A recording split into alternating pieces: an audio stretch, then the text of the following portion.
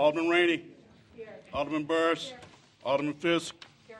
Alderman John Batiste. Here. Alderman Nguyen. Here. Alderman Wilson. Here. Alderman Holmes. Here. Alderman Tindem. Here. 9-0. 9-0. We have a quorum. This is a continuation of the February 1st meeting, so there will be no public comments until the end of this meeting. City Manager? Yes, Madam Mayor, members of the council, good evening. I just want to point out the documents that you have before you. You have additional answers to questions. There's a packet on your place that starts with table of contents. As you know, we've been consecutively numbering the responses to questions.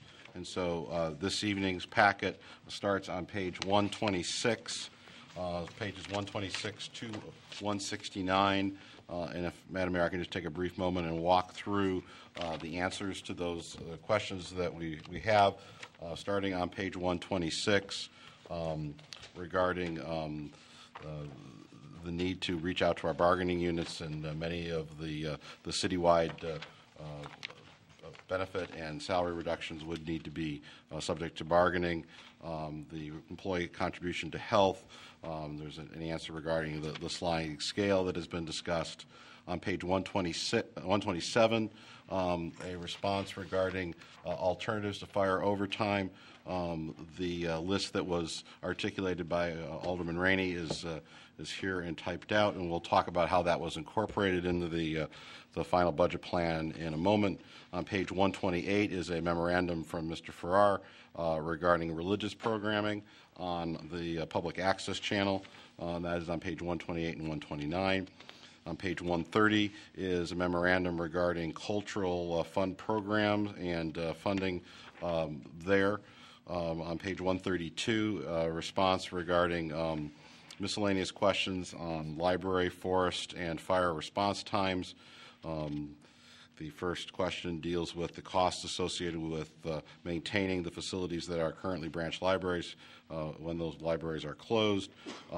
Specific information regarding the lease terms of the South Branch Library on the top of page 133, that continues on. Middle of page 133 gives information regarding the library endowment as well as gifts over the last 2 years. Page 134 talks about correlation between response time and mortality, and some information there from the American Heart Association, which continues on to page 135. On page 136, additional responses regarding parks, forestry, recreation, township office location, parks, billboards, water, sewer levy, question regarding parks, forestry, and recreation vehicles and their use. On the beginning of page 137, question regarding the elected officials who maintain offices at 820 Davis, if they would be interested in coming to the Civic Center. Question regarding Eagleston and Edward Park being repurposed by community gardens. Questions regarding fees for billboards. Question regarding the water sewer levy being placed on the property tax bill. On page 139, question answered regarding the actual cost of crossing guards, the downtown 2 TIF remainder and how those funds are distributed. Page 140 regarding the number of employees working at the Robert Crown Center pre and post proposed budget reductions, and that continues on page 141. Page 142, there were 14-page forestry analysis document containing 7 bar graphs that was provided by Alderman Nguyen from a constituent of hers, and staff has provided an explanation of those, and that goes on beginning on page 143 through 150. Goes on for several pages. 160 through 163. Then on page 164, additional information that was requested regarding the Parks Forestry budget, detail comparing the last 2 years plus the current proposed year. Page 165, talking about other impacts within various divisions of the Parks and Forestry group on maintenance and tree planting. That continues on page 166. On page 167, response to Alderman Wilson and Alderman Grover's questions regarding overtime and E911 calls. Included in that are two maps, one page 168 and then on page 169 dealing with the number of calls by census tract for life safety services during calendar 2008 and calendar 2009. So, Madam Mayor, those are the questions that were asked. We've tried our best we can to get that information to you. We also have at your place this spreadsheet, which is titled Recommended 2010-11 Deficit Reduction Analysis, dated February 3. I'd like Dr. Marty Lyons, our Assistant City Manager, to walk through that spreadsheet with you. We have incorporated the decisions that the Council has made to this point and have tallied those up, and we want to make sure that you're clear as to what's where and answer any questions that you may have. Mr. Lyons?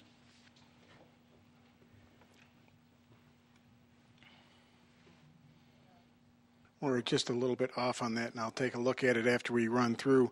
The very first part of the, as you look at this spreadsheet again, what we've kept with this is the same format that initial adjustments as presented at the first workshop, and then we have made changes up to this date. So I'm going to just use the cursor, I hope. Can you shift the projector to the right a little bit? I cannot, so that's what I'm. It's not going to change it. It's what's. I don't know how that is. How you had that. We'll work on it while Mr. Lyons goes through it. Thank you. Turn the lights on and get the lights. So what we wanted to point out was the changes from the last session, and for the most part, these are changes where. From direction that we've moved things, either there's new items or they've moved from below the line, if you will, as cuts that we weren't sure about to above the line, i.e. they are needed to have us in balance for the year. So I'll go through those. The first being, when you look, you see that we have administration cuts. That's what is partially cut off there. That was a recalculation of sales tax rebates based on lower sales tax projections, lower overtime in the admin departments. That was for $48,000. The community development, that baseline number we did not change, but then you have the additional amounts, and that is for the assistant director, secretary, and, sorry that it's not on there, is the inspector position. So that is 3 positions. Then you have no change in police. I'm sorry, that's not police. That's yes. And then you have the fire, which is the change going from the 433 down to 158,000 is the removal of the $275,000 in overtime. And we're going to discuss the additional cuts added back in a moment, so just please have some patience on that. You then have the addition back of the dental. That's $153,000 added back in. Then you have, this is Public Works. There was no change on the baseline, but then you had the addition of $100,000 for a further reduction in staff in the administration area. Then you have the library with... wait a minute, Marty. Alderman Rainey, do you have a question? Yes, I do. We received a memo from the chief and the city manager regarding the receipt of a grant from the county, from Todd Stroger, in the amount of, the night before the election, in the amount of $69,000 some odd dollars. Are we going to add that in to the summer plan? Because the explanation for that grant said that it was generally used for summer plan. Madam Mayor, Alderman Rainey, we have not done that at this point, pending, further discussions of the council. Really, we thought that it was appropriate to have the council have a discussion at some point. We are also waiting for additional details from Cook County on the use of that grant. We're assuming that the terms of it have not changed, and if that's the case, then it would be an appropriate use for the summer plan. But we do not have a written confirmation from Cook County at this point of how it can be used. But we know it's for the police. That's correct. But again, there have been specific parameters applied to the grant in the past. We have no reason to think that that has changed, but we do not have confirmation and did not want to add money to the mix on the budget that we were uncertain of the use. And you have the next is the library, and so you would see the library back where it was originally. So that is with the branches being removed. And finally, Parks, Forestry, and Recreation. You have that amount still at the same level as we had before. So when we've added back in several items and then made additional cuts, and we come down to a new dollar amount that is still in balance at $40,000 to the good, a little bit lower than the previous $53,000, but that was the methodology of working on ongoing decreases or cuts to cover the changes that would be deemed ongoing services, dental, overtime being the major ones. For those of us who are visually challenged, can you read your bottom line number? 40,172 is the positive balance in the general fund as our projected revenues minus our projected expenses. What is the 2010-2011 revenue base? The number that you have there. That is what we calculated all general fund revenues for 2010-11. So sales tax, property tax, that's our estimate for revenues, and that's down from approximately $89,699,000 last year. Read it one more time. The revenue base is $84,933,900. Okay, perfect. Okay, thank you. And if I may, That's the same. That's the one that's there.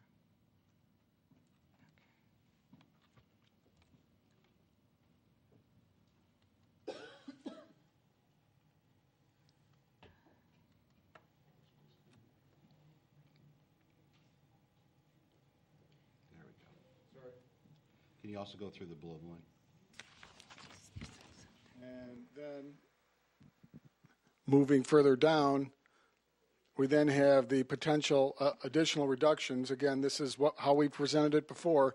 And please note then that what we've done is the first three items have remained the same, and then we have reduced the city overtime cut. The amount that remained in is the non-police overtime. So per the discussion, if you may recall, we talked about the cleanup portion of the 4th of July would be deferred until we had crews on, not in an overtime situation. What number are you talking about, the 30,000? Yes, Alderman Rainey. A lot of people are sitting over here, can't see it either, so if you could just say what the number is. Certainly. Where I'm at right now is originally we had a $30,000 reduction for city overtime expense for the 4th of July festivities, not just the parade, other festivities, and that decrease has been cut back by $12,500, and we've restored $12,500 in police overtime expenses for the events. Then we have the next item is a cell phone stipend, where we're going to go from providing phones to providing phone allowances for phones for non-public safety, where they're not a part of the police and fire actual operations. And that amount went from $30,000 and is moved above the line to get us into balance. So that's up in the citywide costs in total. We went from $1,640,000 to $1,670,000, and I can put that on the screen if you I'm at it right at this location right here. When did we do that? I'm sorry, Alderman? When did we? That's just the staff's recommendation as far as trying to get back to balance while we are putting the fire overtime and the dental program back in.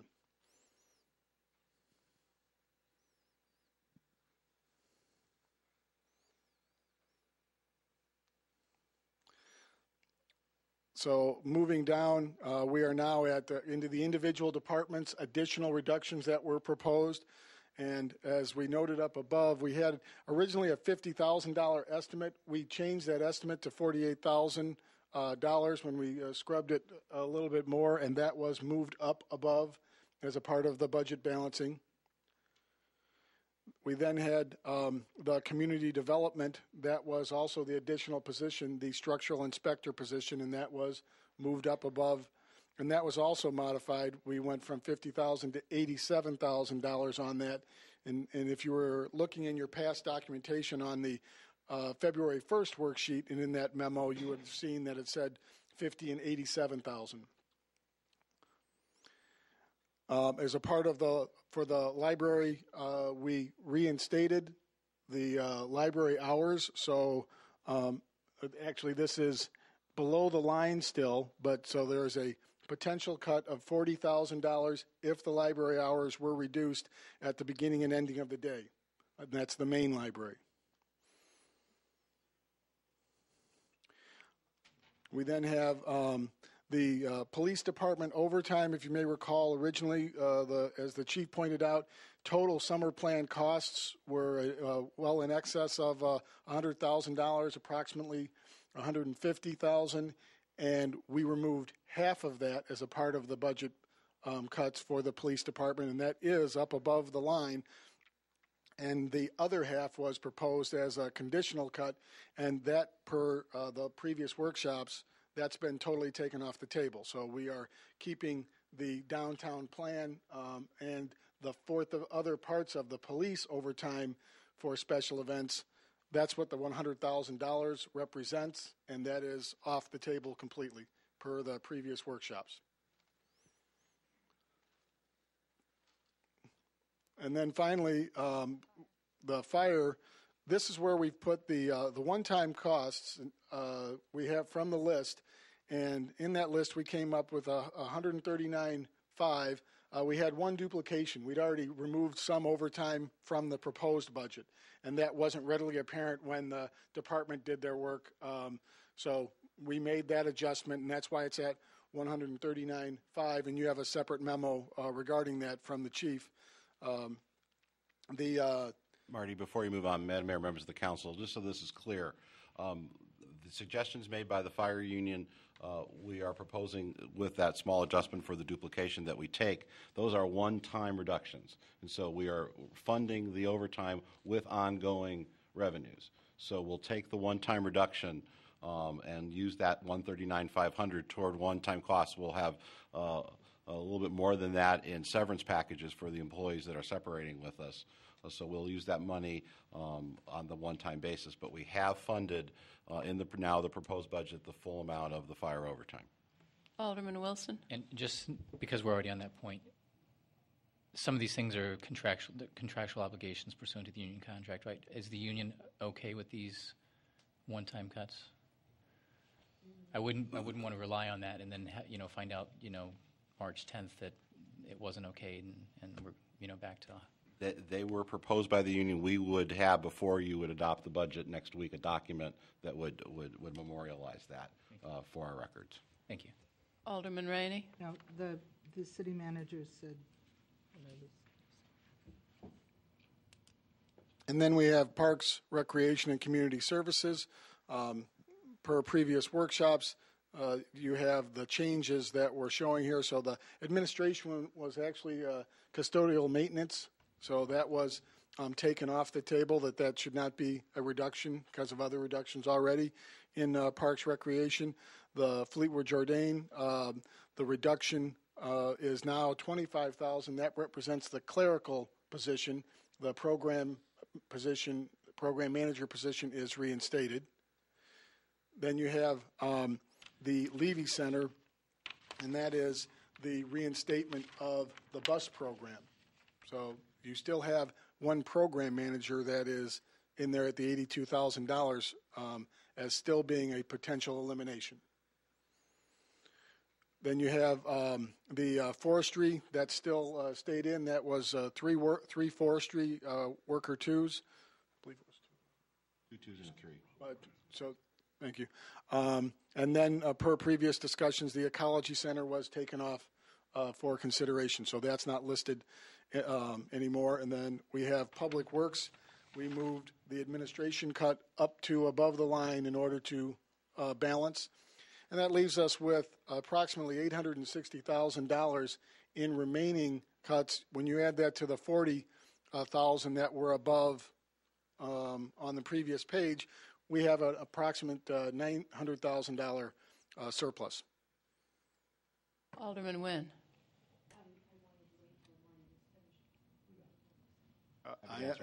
Happy to answer questions. Alderman Nguyen? I don't have questions for Marty. I just have something. All right. Do you have a question for Marty, Alderman Rainey? No, for Okay. Doug Gaynor. All right, then. But I thought Marty was finished. I'm sorry. All right. Does anyone have a question for Marty? Yeah, Alderman Jean-Baptiste. I do. So, Marty, you just presented to us both the above the line and below the line adjustments that we seem to have agreed. And that was most of these are, besides what staff has come back to just provide for the support of the direction that was given, there haven't been any further changes. So it's just from the Monday night meeting. Okay, so the $890,000, approximately 99? 859. 859. But Oh, he plus talks the about 40 above. There's another 40. Oh. 40. So it's almost 900. 899. That is what we intend to put in the reserve. Correct. What that is. Yes. Our initial objective in terms of the amount we wanted to put in the reserve was how much? I forgot. I proposed for the council, Alderman John Baptiste, $1,500,000. $1,500,000. That's what. And I think we discussed between 500 and 250. That should remain in the It reserve. should go in the reserve. As yeah. a minimum. So we now have then about $400,000 above to use to restore other items that we think should be restored, right? Is that That's where the we way. at? Oh, it's 40. Yeah. That's the way I see it. Yeah. That's a question of yours. No, that's where we at, right? Yes. You had proposed 1.5, but we. Yes, we about thought 2 that workshops about ago, I 500 think the council we had thought indicated 500 is the between reasonable 250 and amount. 5 was what you were aiming for, Okay. and that's why we have taken the liberty to move. You've added things back in, so we have taken the liberty to move some of those things up in order for things to balance. But again, $890,000 is still available. Okay. Alderman Nguyen? I'm sorry, Alderman Jean-Baptiste, was that the end of your questions for Marty? For now, yes. Okay. Alderman Nguyen? But one more thing. That's still, I wasn't sure. In Public Works, you had talked about the $87,000 as the total below the line adjustment that we'll make there. Actually, the 87 referred to the inspector, the structural inspector in community development, and that was moved above the line. So at least that's the number I was referring to. In Public Works, the change was a $100,000 decrease that was, again, moved from contingent decrease to we're recommending it to balance the budget. Okay. So that does not include the 2 positions. The 87 was for 1 position, not the 2 positions, right? There are in the Still in the budget. I'll say it from just so I'm clear on my own. For community development, we're recommending 3 additional positions that would be eliminated as a part of what is needed to balance to get to the $9.5 million, and that is the structural inspector, the assistant director, and the secretary position. And those make up, I'm going to go up to the line and just point it out so everyone can see it. those make up that number there. And I apologize for not having the inspector position on the screen. Oh, okay. So then everything is above the line right now. Correct. Okay, not just $87,000. Right. Okay. Alderman Nguyen. Okay. Thank you, Alderman Jean-Baptiste. That was part of what I wanted to, how I wanted to start was understanding where, of the 1.5 million that the city manager presented us with below the line, where we were left. And my calculations were that we only had about $500,000 left, but this clarifies it for me. So it's $899,000 that we have left that we can either put in reserves or some other direction or use to restore items. So on your desk tonight. But can I ask you this? Since we continued, just procedurally, since we continued this meeting and we had on the table a particular motion, once we have had this report, should we not begin with that motion? What was the motion? The motion was around ECMC. Right. And then once we resolve that, then we could go into new areas. I'm just saying procedurally, it seems like we have to continue And we where also we have- left off. I'm sorry. Yes? We also had the fire department on the table. Difference between the 275. Right. I still don't understand that. Between what? Okay. I think procedurally. My we might have to- parliamentarian expert. Yes, Alderman Jean-Baptiste, I would suggest that would be the appropriate course to dispose of anything that's pending. And it's my recollection that the ECMC stuff was unresolved. So anything that's currently on the floor should be disposed of Who before had there's... made that motion? That was I had. Alderman Wilson. And And- I moved to and- amend it. And, right. And we also had the fire overtime. We were trying to make certain determinations. So those two items should just come back for our discussion and for us to vote on before we get into any new discussion, right? All right, Alderman Wilson, would you repeat your motion, and then Alderman Rainey, you I can. think Alderman Jean-Baptiste made a motion after Alderman Wilson, and then I made a motion, Yes, it was 3 motions. There was a bunch of motions. none of which. That really helps to clarify things, Alderman Rainey. I believe, to perhaps recap, I had made a motion to Thank you. approve the city manager's recommendation of the $200,000 cut to ECMC, and I believe Alderman Jean-Baptiste had made a motion to modify that to $100,000, and then I believe Alderman Rainey had made a subsequent motion to modify that to $150,000. All right, let's begin with Alderman Rainey's motion, which was seconded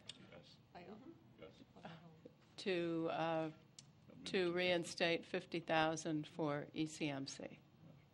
Can I speak to that? Yes, you may. We're switching around so much, I wasn't prepared for this. It's my understanding that there was some discussion between ECMC and the manager's office, and I just know that there was some discussion, and I'm wondering, was there any conclusion or any agreement or consensus? What was it? Could you share with us? Madam Mayor, Alderman Rainey, based on the council's discussion the other evening, Mr. Bartlebaugh and I met yesterday and then talked by phone again today. We believe we have come up with a compromise that would be a $50,000 restoration. I asked Mr. Bartlebaugh yesterday, were there additional services that the City of Evanston could receive in exchange for the $50,000? And Mr. Bartlebaugh has agreed in exchange for $50,000 that ECMC would produce a monthly program, a half-hour program for the city on city issues. They would produce a bi-monthly program once every 2 months on police and fire issues. They would work to, this is not a technical term, but to clean up the channel, to program it in such a way that it has more tape program and less of the character generator, the sort of PowerPoint that is on there. They've agreed to do that. They've also agreed to do some public service announcements that we would run not only on our channel but also on the other channels. Mr. Bartlebaugh and I talked about the importance of of really, if ECMC is going to continue to operate, it needs to be even more valuable to the community. We joked about ECMC often talking about the best kept secret in Evanston, we should stop saying that. They should be the best known way to communicate in the community. And so with that, we would promote our programs on on the other channels. The other channels would promote government access programs there. And then finally, ECMC would no longer charge the city for any public meeting for that $50,000. And my understanding, maybe Madam Mayor, Mr. Bartlebaugh would maybe approach the podium and speak to this, that they understand the difficulties we're facing. We also talked about other ways we could be supportive. There are some vacancies on the ECMC board, and I committed my assistance to help find other folks in the community who might bring resources to them to fill those seats. I also committed to talk to members of the business community as well as Northwestern University about using ECMC as a vendor for video programming to help increase their revenues, and that would be all part of a package. Mr. Bartlebaugh, do you want to speak some more to that? Yeah, just briefly, I think you've covered it very well. The idea was, again, that infamous think out of the box. What can we do to make this work? Certainly we aren't whole as we'd like to be, but to stay open and to be able to provide the services we can, and in this case, increase services, I think we can still do that within the boundaries of what we'll have. Also, as you had mentioned, by creating more opportunities for revenue and underwriting for our programs, we think this will at least be enough to keep the center moving forward. The issue, again, of our rent in our building and the possible relocation is still something that's out there, but this does give us the year to at least be able to try to make that move successful, and we really appreciate what the city manager did in putting this together and the help of Alderman Baptiste and Alderman Rainey. Alderman Grover. Thank you, Madam Mayor. Thank you, Mr. Bartlebaugh. My question is this long-term then? Is this a long-term solution? This isn't just for the next year. This will be It's a combination, how you I operate guess. going forward? Yeah, it's sort of a combination. Basically, it's saying, look, this is at least going to put the monies in to keep the folks there at the center so we can see if the move can happen. And then when the move happens, the rent comes off, and that creates the monies that we need. That's obviously still an issue to be decided, but this gives us that opportunity to move forward. If it doesn't, we don't exist. So you're right. It's probably one or the other next year. At this point in time, we'll know for certain where we're at. I greatly appreciate all the good thinking that went into this from both sides. Thank you very much. Thank you. Seeing no further lights. Can we get some clarification? Because we had asked for clarification around the lease, and I know that there was a memo that was sent out, but it's worth hearing as to where they are. Thank you. Yes, Alderman, I did review the lease pursuant to your direction, and there is a termination provision in the lease that does provide that ECMC can exercise this option to cancel without a breach if there is notice given to its landlord, in effect, a 12-month notice. So there was that provision in there, and we did do our due diligence and verify that. When is the lease up? It looks like it's got a renewal option on the November 30 date. So there's a November 30, 2010 renewal, which is provided for in the lease.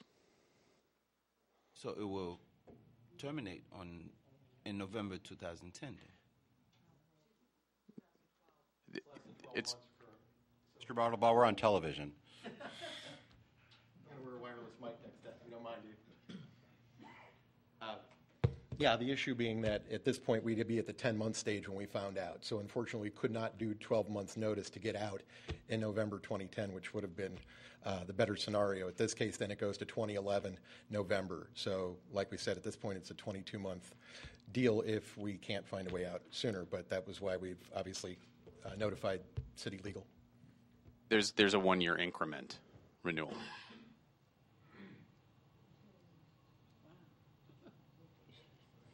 So the notice provision has to happen on the anniversary of the lease? There has to be 12 months notice of any option to cancel. So hypothetically speaking, if it's February 3rd, then we would be looking at conceivably the lessor could bring a breach action if there was a termination, if they moved out before February 3rd, 2011. Okay. So it's not 22 months. Well, the lease itself The extension is a 7-year. They entered into an extension on December 1st, 2005 that runs through November 30, 2012.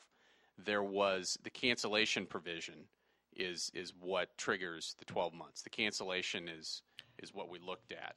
The entire lease itself, I believe I only got the extension. I didn't get the entire lease. So if there was some other language, but I did look at the cancellation provision. That was part of the extension that was executed on December 1st, 2005. I'm confused now. You just want to know the earliest date we can get out, is that correct? Yeah, earliest date we can get out. And it would Is be, that we would have to do a be year from, 12 months from now? It would be 12 months from now, yes. Oh. From now. Okay. Okay, that's the key thing. I don't think there's a provision that They're it's saying 12 months from. They 22 said the two months, out and we dates. saying- I think they were saying their lease went for another 20. We're saying is that November there's two out clauses. One was this November, the 2010, and November 2011. And both times we had to give 12 months notice.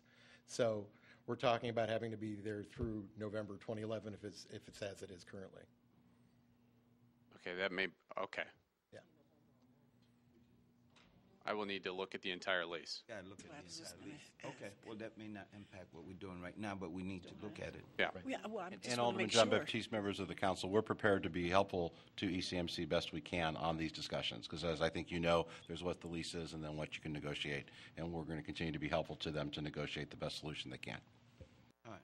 Alderman Holmes? Well, I would just want to request that we see the entire lease, that get to our legal department so that we can make sure, because it just doesn't sound, Yeah. It's not friendly, but it's a pretty typical lease, unfortunately. But that's why we asked legal to Yeah. look at it. Alderman Wilson? Subject to ECMC meeting the conditions that the city managers worked out with them, I would accept Alderman Rainey's amendment to my motion. All right. We need a second to that. So we're ready for a vote. City Clerk? We voting on your. We're voting on your amendment to Alderman Wilson's motion. It was, but yours go first. no. Yours was- I withdraw my All right, the other one is withdrawn. yes, subject to the. We're voting on, We're voting on 50,000 for ECMC being restored. Alderman Grover. Alderman Rainey. Alderman Burris. Alderman Fisk. Aye. Alderman John Baptiste. Aye. Alderman Nguyen. Aye. Alderman Wilson. Aye. Alderman Holmes. Aye. Alderman Tindem. Aye. 9-0. 9-0, the motion passes. Now, the next issue, we had a motion on the fire, or we were simply discussing it? Just discuss. We were just discussing it. All right, Alderman Wilson? I'd like to make a motion with regard to the fire. I would propose that we, based on the representation that we can accept the additional $139,000 in cuts, that we restore $175,000 of the overtime and keep a $100,000 of the overtime as a cut. Alderman Nguyen? Well, I'll second it, but I have a question. Go ahead. How is it that that the overtime can be reduced and that the response time doesn't change? Can we have the chief address that?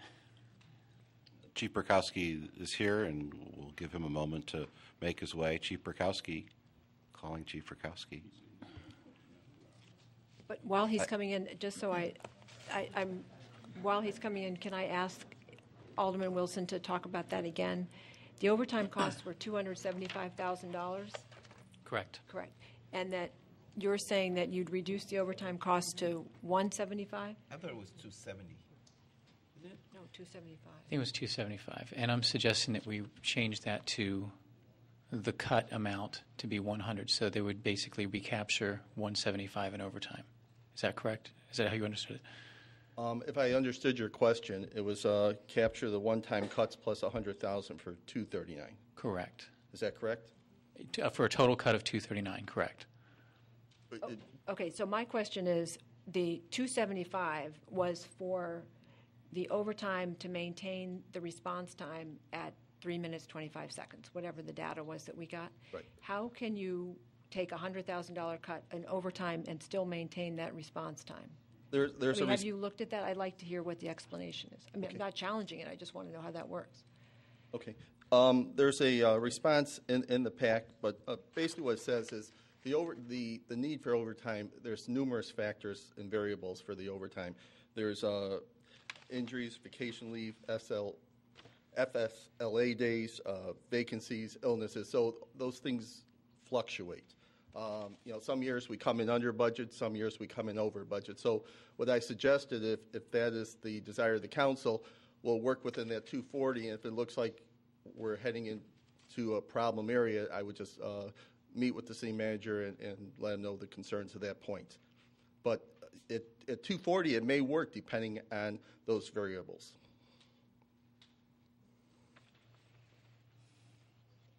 You're fairly confident that, I mean, has this fluctuation occurred? I mean, this is within your fluctuation over the last few years? Yes. Okay. Yes, we've seen wide fluctuations in overtime depending on those variables. Alderman Rainey? I want you to clarify for me, are you saying you and the firefighters can tolerate a cut of $240,000 in the overtime account? No, if I understand the question, Alderman Rainey. How much of a cut can you tolerate? I think they're suggesting a $35,000 cut. Okay, so it would leave it at 240, 239. But not a cut. No, Not a cut. We're all right, restoring 239. Step back a second here. You're using the wrong. You're my talking understanding- about restoring 239,000 or 240,000. Let me, I guess, recap what I thought I was suggesting. I'm sorry, go ahead. We had 275. a 275 cut to overtime. Correct. Okay. My query is, can you get by and have a reasonable degree of certainty that you'll be able to maintain the response time and all the things we discussed if that cut was changed to $100,000? So you're basically recapturing and putting back into your budget 175 of that original 275 proposed cut. Does that make sense to everyone? The only reason there's a problem with that is they've also given back 139,500. So it's Right, but that wasn't 139. overtime. Pardon me? That's not overtime. That's other things. But the is. reason It they is, but came it up with those offset. cuts is to reduce their loss of overtime. I That's understand the that. only reason. I understand that. So By are we 139. restoring that back in? No, we would still be having. So they're still at about 275 cut. The cut is about 239. Now that defeats the whole purpose. Why Wait, do that? excuse me. I'm asking if that works or not. But before he answers that, I have a procedural problem. I thought that Alderman Rainey put on the table, and I don't know whether you moved it, Alderman Rainey, a reduction of the cut, restoration of the difference between 139 and 275. Yes, that's what I did That's to what begin you with. did. Looking for other money, though. There That was was never it. a motion. That's the only thing we were talking about. So the new issues you're putting on the table are different than what was there before. So I It think is. we have to finish There that was no discussion. motion. I never made a motion, Alderman, because everybody was, questioning Okay, the but cuts. at this particular point in time, I think it creates a lot of confusion because I don't know where we're coming from. The union said,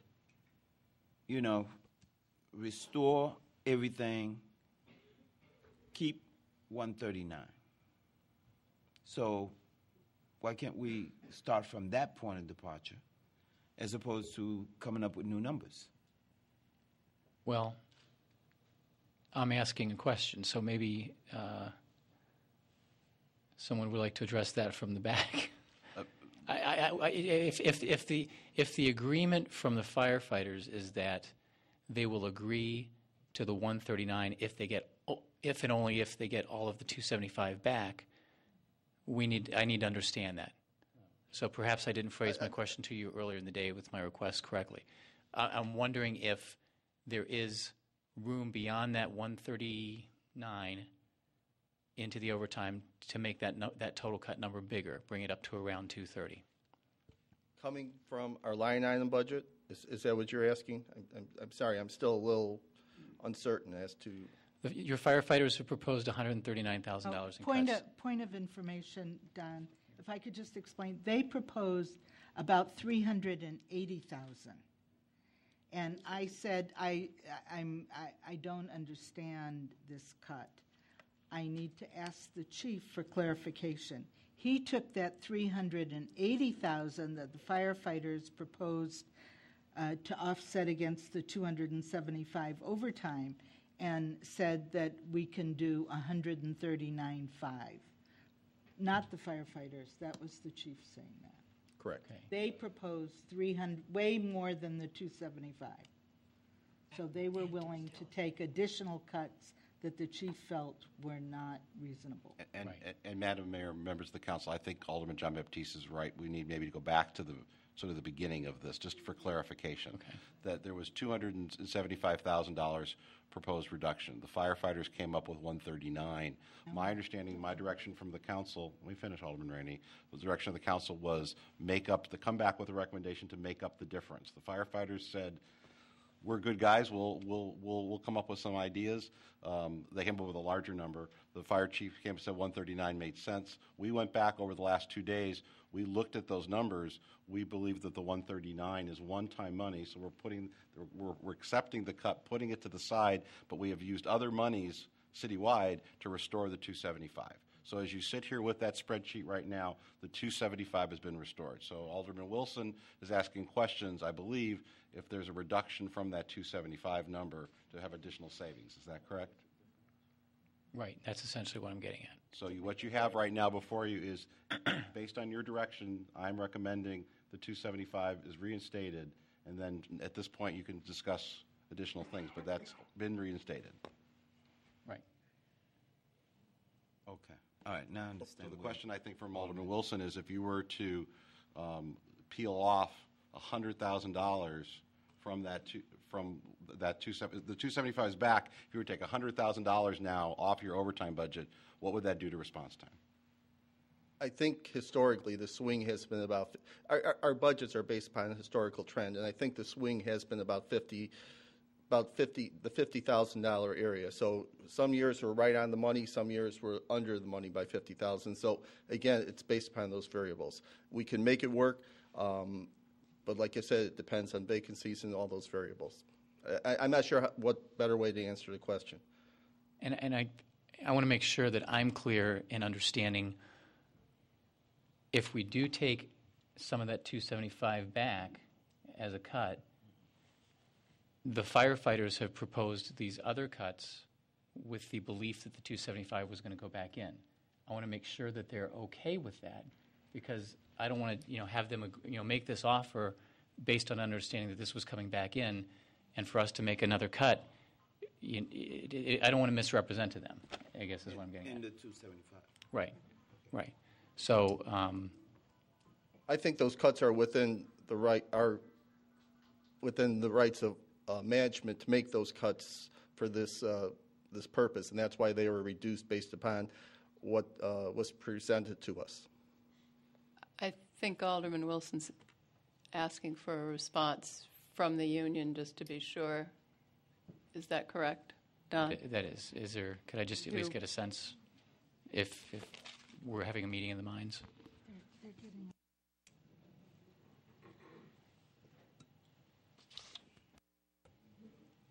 For those that don't know, my name is Brian Scott. I'm the president of the Firefighters Union, IAFF Local 742. And before I answer your question, Alderman Wilson, I wanted to say to the city manager and all the staff, thanks for working with us on this particular issue. This is very important to us, and making sure that these companies stay fully staffed and we maintain the proper staffing levels and keeping those response times low is critical to us. It's just basically a public safety issue.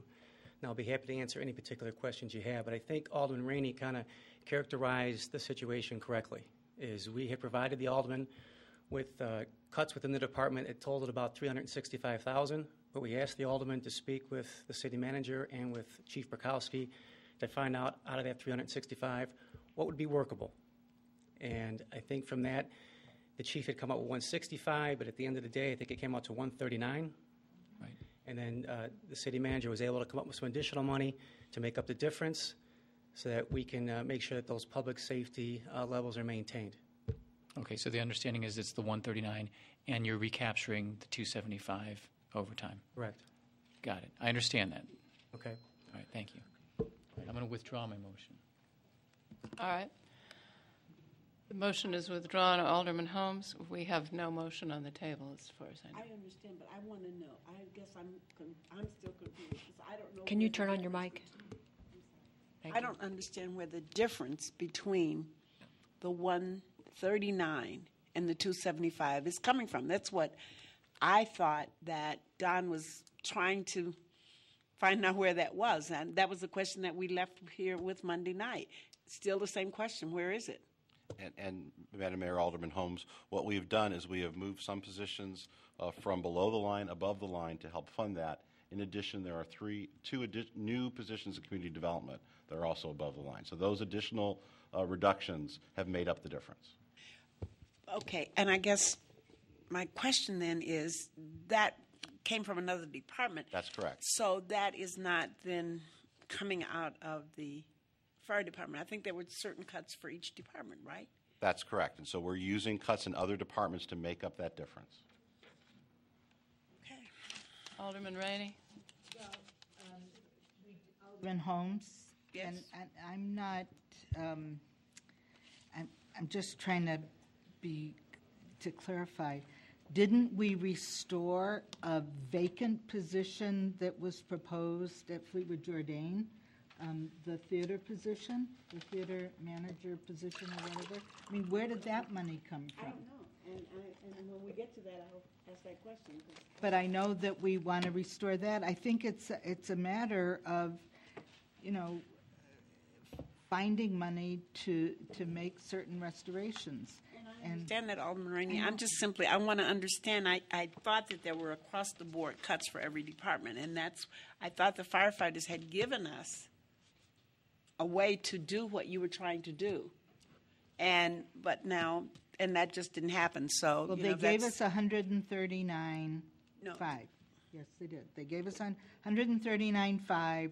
They gave us 365. Yeah, but the chief said that was the chief impossible. said no. I know. So I just want to be real clear So about that. what we were left with was 100-something, which the city manager came up with the difference. Okay, And that's that's fine.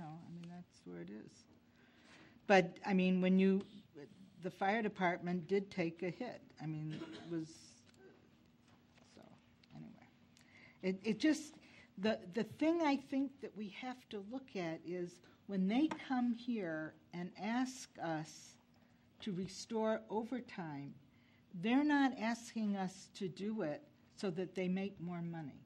They're asking us to do it so that when they have a shortage of employees, which they have no control over, I don't think that's up for discussion. No, but I we all think understand it's that. important to know that we're not giving the firefighters anything. We're giving the community a response time that is safe, and that's all I'm saying. I just wish we didn't have to have conversations about these kinds of things, and I'm not listening to those people back there.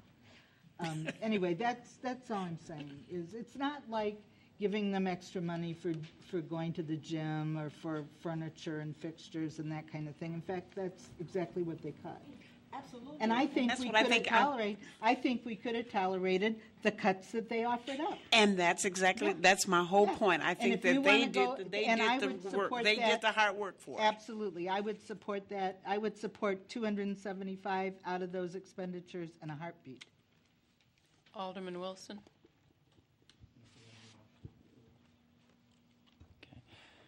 I would like to move that we, in making further analysis of some of the things that we generally discussed as probable below-the-line cuts, in closer analysis of some of the centers, staffing, and probable impacts to the services there, I would propose that we restore the clerk position to the Robert Crown Center.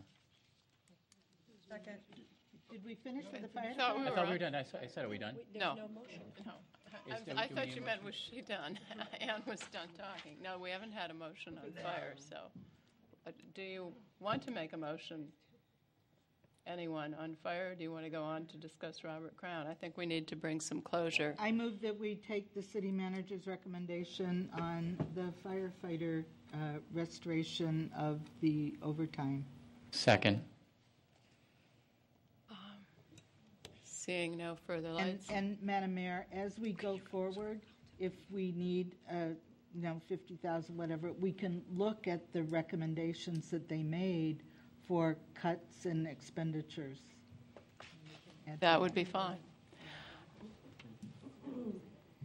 All right, City Clerk, could we have a roll call? Alderman Grover. Aye. Alderman Rainey. Aye. Alderman Burris. Aye. Alderman Fisk. Aye. Alderman John Batiste. Alderman Nguyen. Aye. Alderman Wilson. Aye. Alderman Holmes. Aye. Alderman Tindem. Aye. Did I forget anybody? No, okay. 9-0, the motion passes. All right, Alderman Wilson, did you want to? I think, point of order. I think I'm sorry, Alderman Nguyen Nguyen is was the next before to me. be called. Right. We are now finished with the business from the last meeting. Okay. Thank you, Madam Mayor.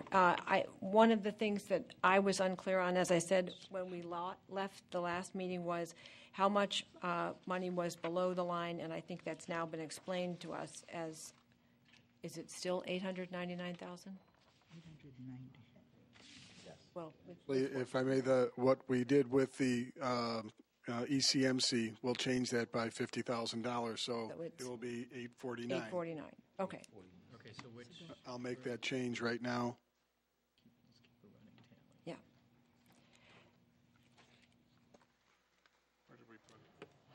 So one of the things that I think we were missing on Monday night was this running tally, which traditionally we have had up and helps keep everyone on the same page, literally, in terms of how much, where we are in terms of the balancing and where the funds are going. So do you have on your desks something from me in terms of maintaining the north and south? You don't have that? I don't have it. Oh, I thought so. Pardon? A copy sitting here. I only have one.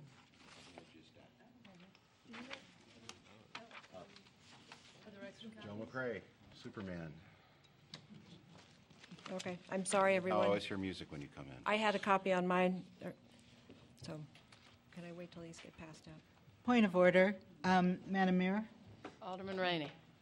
We had a vote on this the other night. I think the way, and I'm sure our city attorney will confirm this, the way we revisit this is if a person voting on the prevailing side moves to reconsider, because this was a formal vote of the Evanston City Council.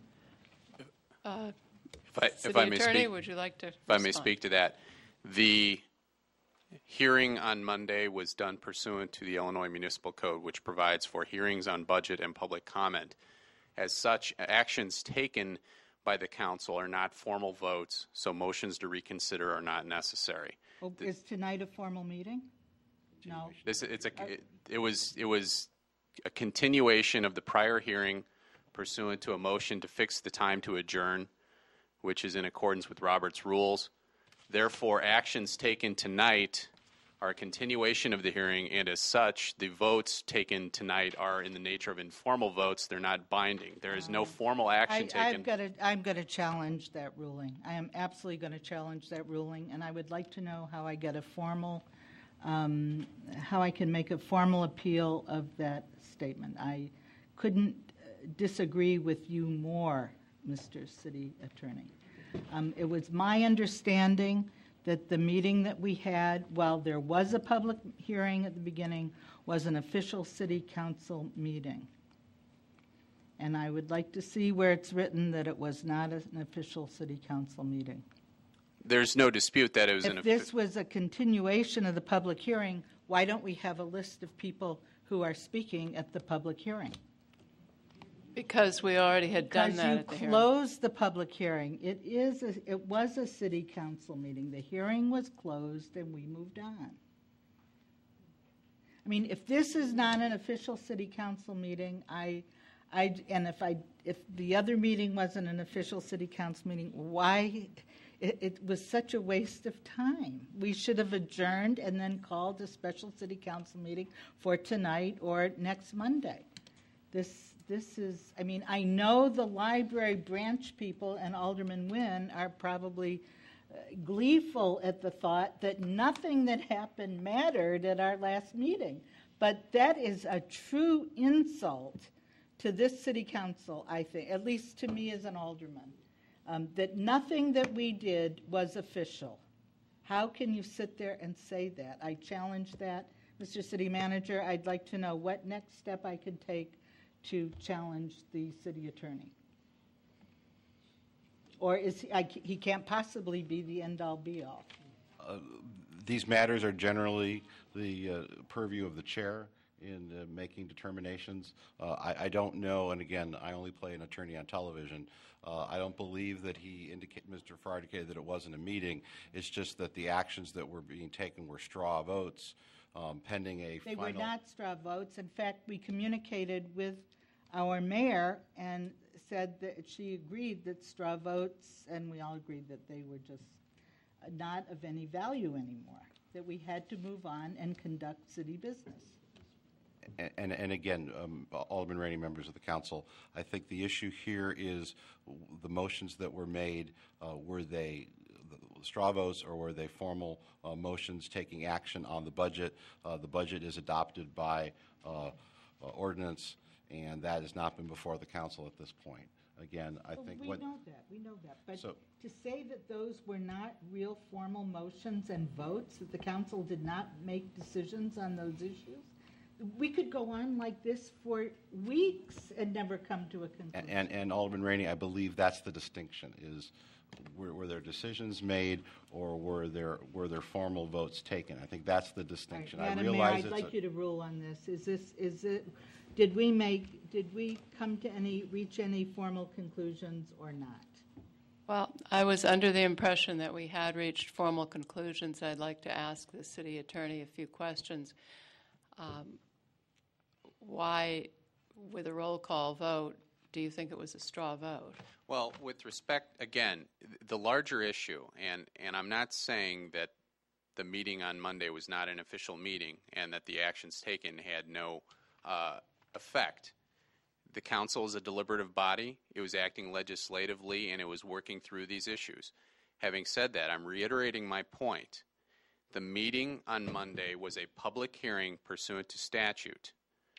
No formal action was contemplated on the agenda to adopt the budget. It was a hearing. The votes taken appeared to conform to custom and practice of the council with respect to informal consideration of matters, the budgetary matters that were being considered. Now, that's colloquially known, commonly known as a straw vote. With respect to the voting and the motions thereto, those had effect as expressing the sense or the will of the council at that time. Therefore, and pursuant to Robert's rules and the council rules, those are not formal votes. So a motion to reconsider technically is not necessary. All right, I have one further question. We had agreed, the city managers, we discussed it with the city manager, to have a budget hearing and then to have a council meeting after the budget hearing. Alderman Rainey is correct. Even my memory can handle that much. And so are you saying we should have had an entire separate agenda and adjourned to a separate meeting with an agenda and that is the only way we could have done what we thought we were doing?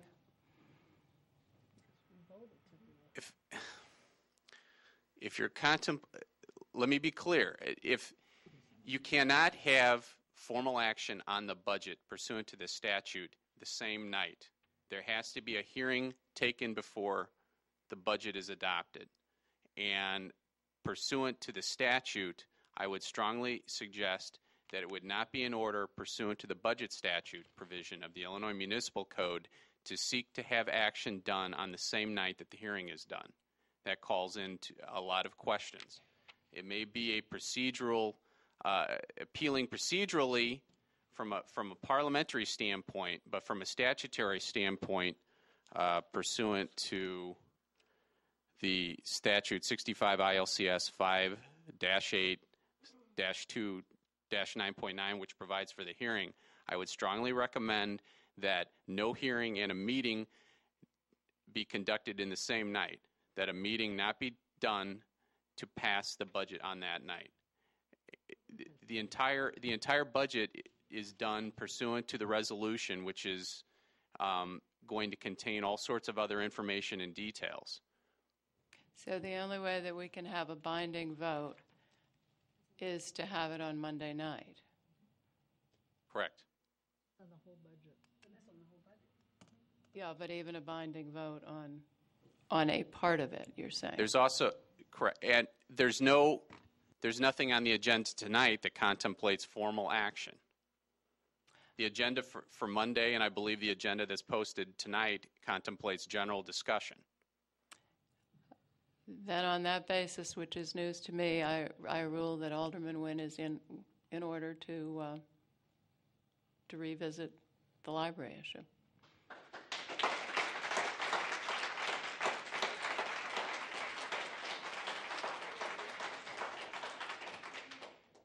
Alderman Grover, then Alderman Jean-Baptiste. I have a procedural matter. I don't know. Are you going into substance? I was going to defer to Melissa.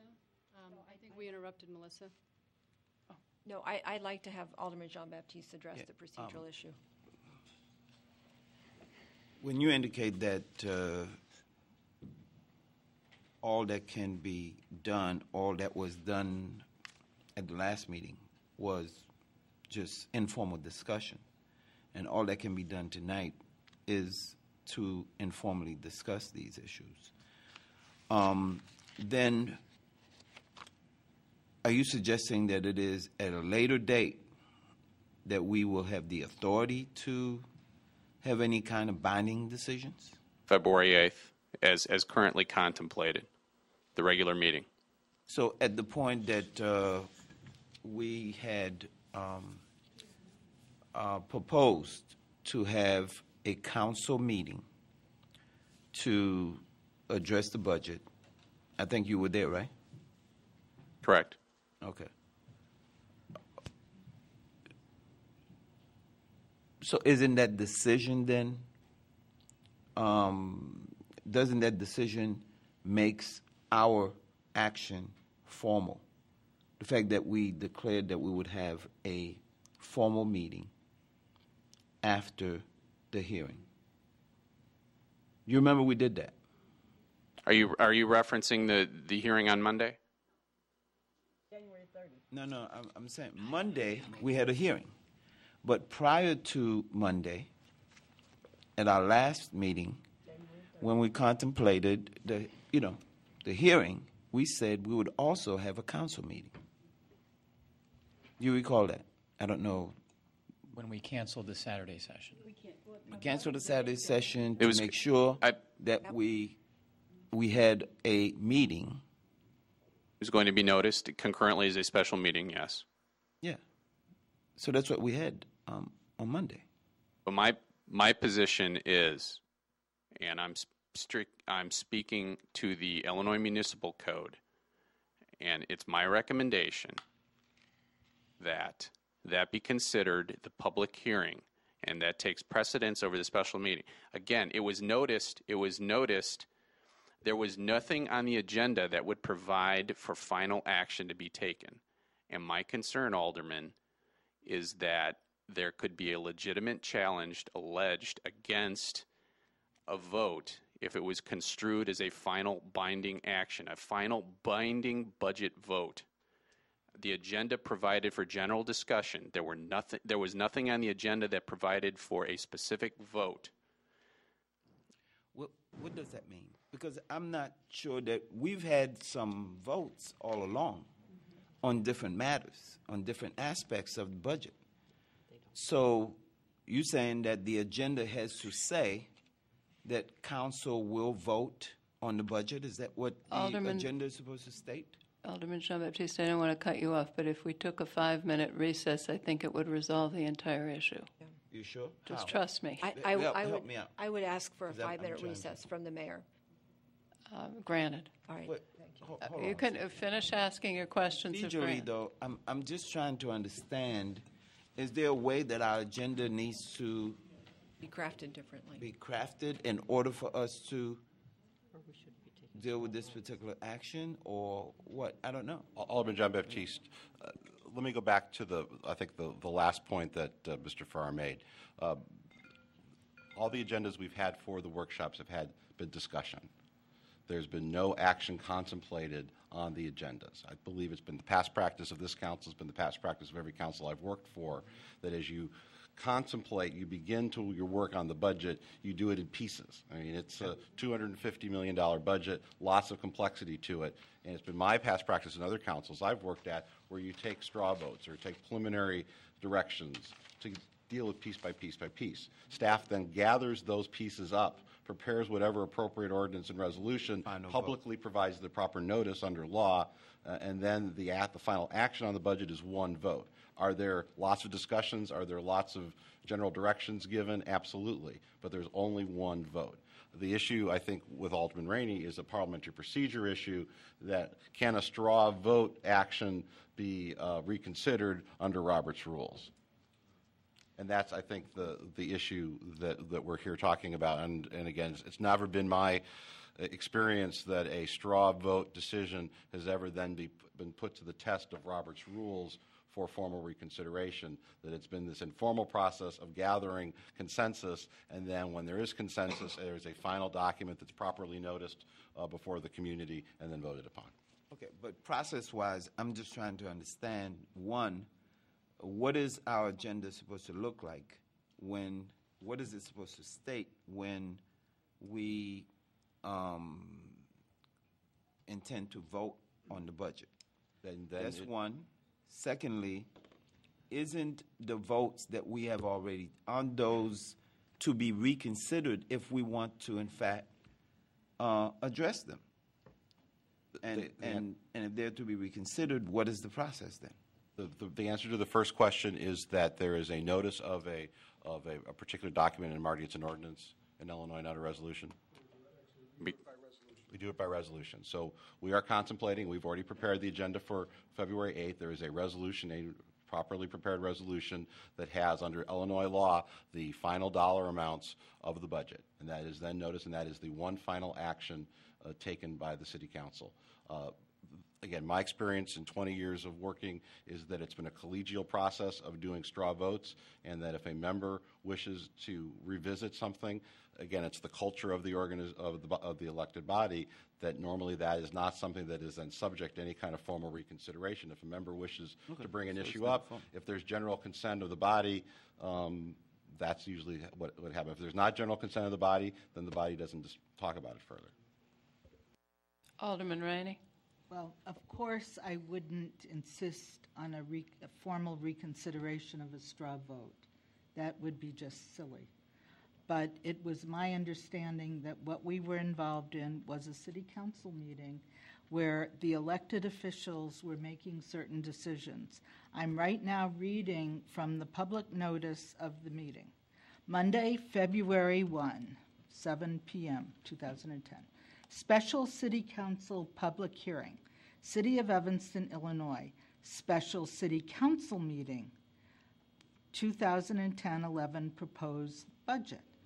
And the date of the meeting and the location and the address, et cetera.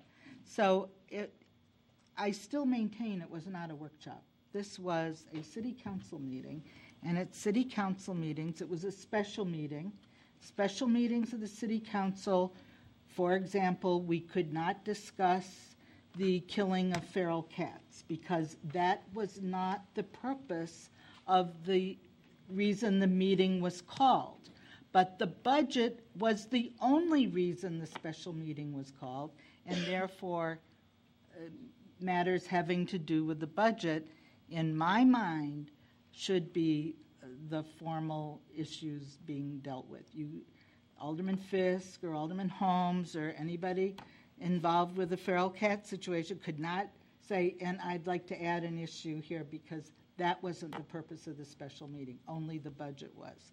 So, I mean, I don't really care. I mean, I'm going to, after Alderman Nguyen does her thing, I'm going to put back Jackie Johnson and all those other people back into this budget, because I think it's an absolute crime if we're going to start cutting out huge portions of programs Madam Mayor. to support a redundancy. So let's have our adjournment for recess and get back to business. Thank you, Madam Mayor. I will absolutely keep it to 5 minutes. Thank you. We are recessed for 5 minutes.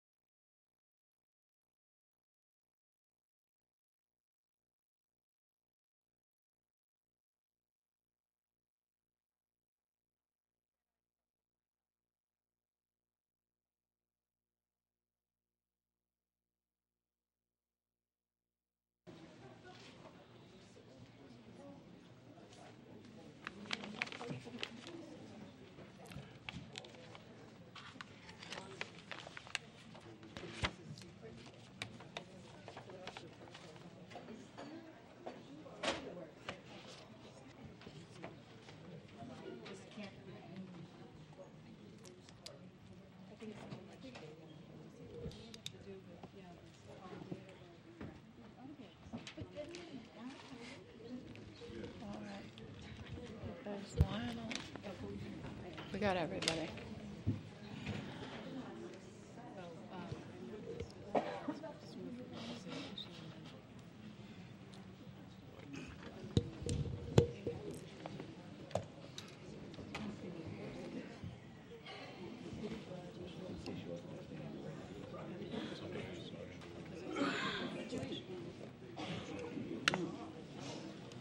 Alderman Nguyen, you have the floor.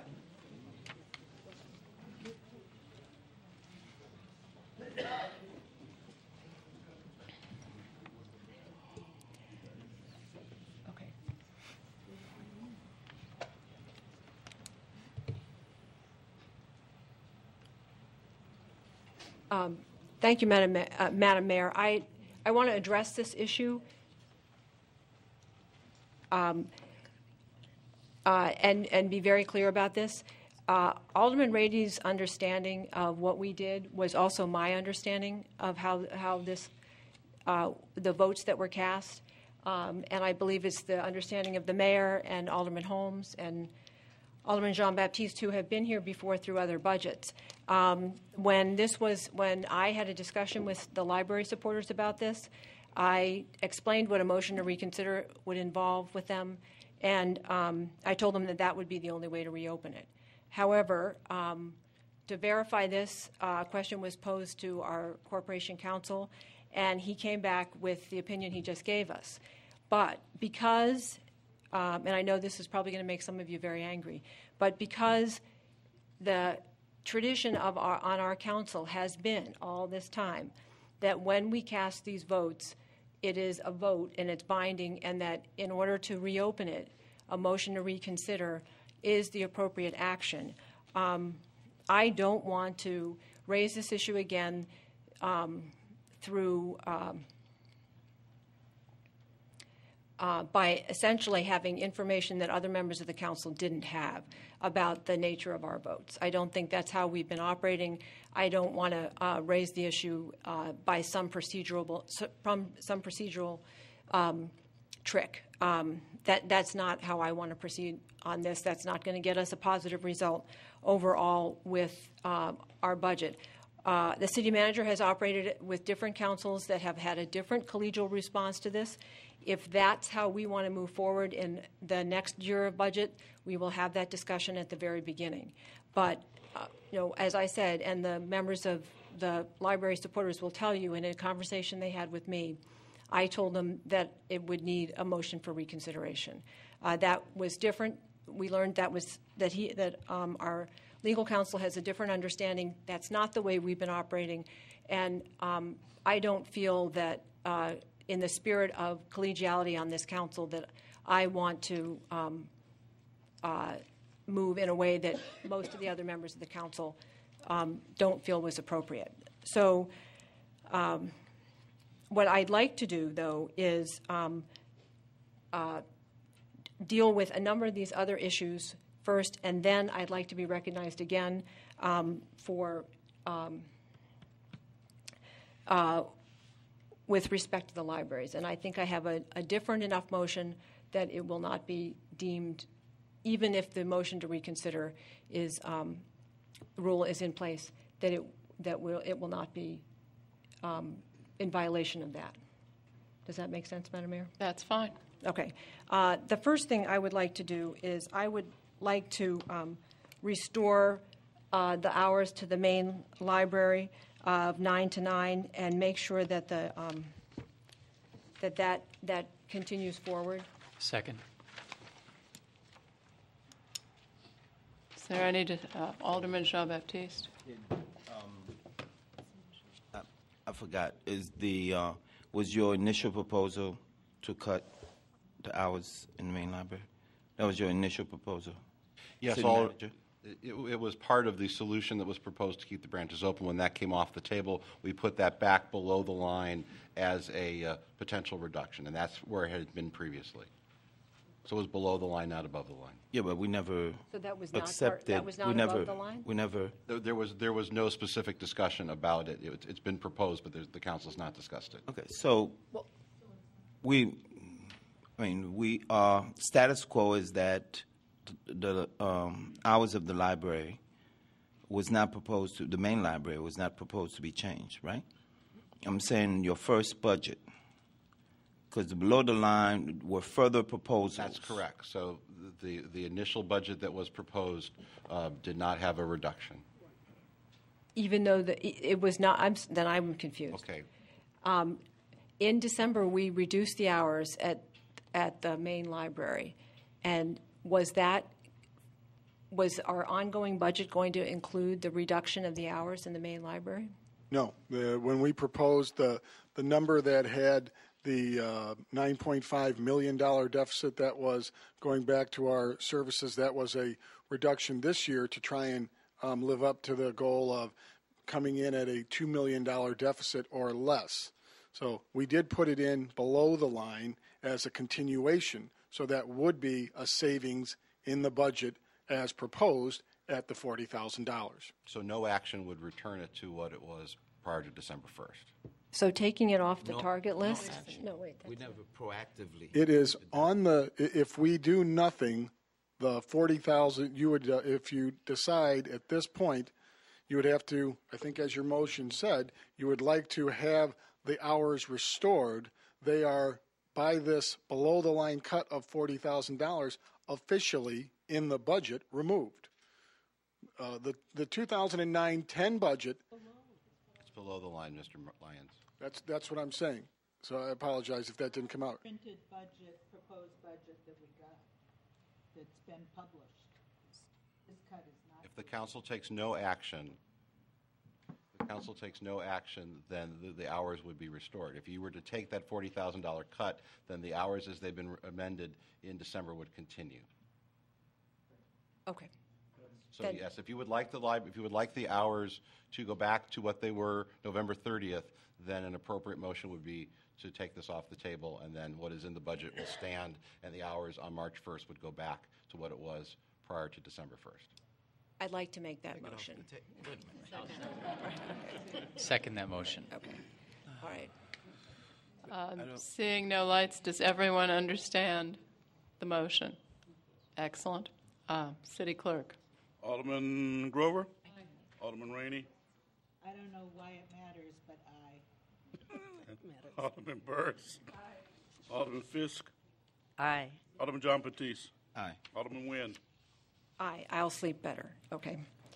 May I just continue for a moment, Mayor? Finish. Oh, I'm sorry. Alderman Wilson? I forgot. Aye. Alderman Holmes? Aye. Alderman Tindem? Aye. 9-0, the motion passes. Alderman Nguyen? I'm going to make this motion, and I proposed this to our corporation counsel. If he needs some more time to think about it, and let me know. I would move that we keep the branch libraries open for 6 months, closing each of them an additional day of the week. Is there a second? Second. Alderman Rainey. Where are the finances on this? I need to see them. May I address that, Madam? Know how much that is. How is that? I don't understand. This is a restoration of the motion. This is overturning the other motion, right? It's a different motion than closing them entirely. All right. Alderman Nguyen, did you want to respond on cost, or Alderman Yes. Rainey, do you want Mr. Lyons? I don't care. I can respond on the All right. cost. Okay. Please do. Just help me out procedurally, because we just got through debating this whole issue, and we said that a motion to restore the branch libraries would have to be a motion to reconsider. So now there is a motion to restore the branch libraries for 6 months. I mean, I'm not sure whether that's different.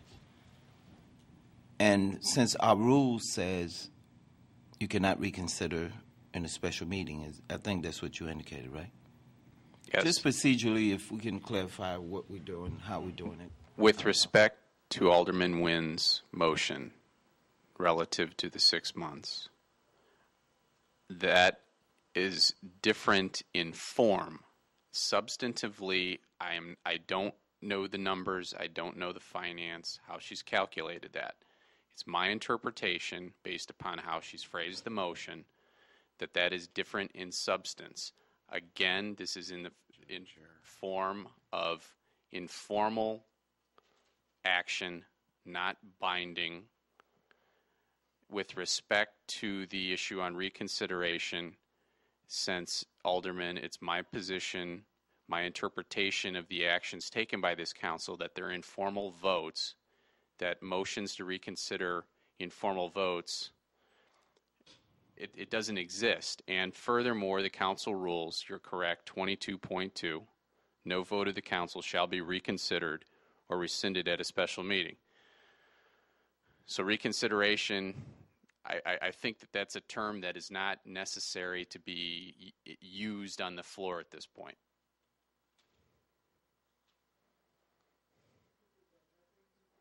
Alderman Nguyen, why don't you answer Alderman Rainey's question? What was my question? How much it would cost? Oh, I don't care. Oh, okay. Alderman Nguyen, don't bother with Alderman Rainey's question. Thank you for reminding me, but I was going. Alderman Grover? Thank you, Madam Mayor. It seems to me in these budget deliberations that there are a lot of moving parts, and we are, it seems, continually already tonight moving things above the line and below the line, and we'll be asking to reconsider a number of cuts that we made early on, I'm guessing. And wanting some finality going into our meeting on Monday, it makes good sense that we want to set aside some things and not reconsider them, and save staff even more time putting together information. And as an aside, thank you to city manager and staff for being so responsive to all of us, for collecting and producing lots and lots of information that, frankly, I can barely keep up with. We have, with ECMC, we have found a very creative and workable solution to keeping ECMC in business and providing those services to Evanston. And we've worked now with the firefighters to impose these one-time cuts to preserve overtime.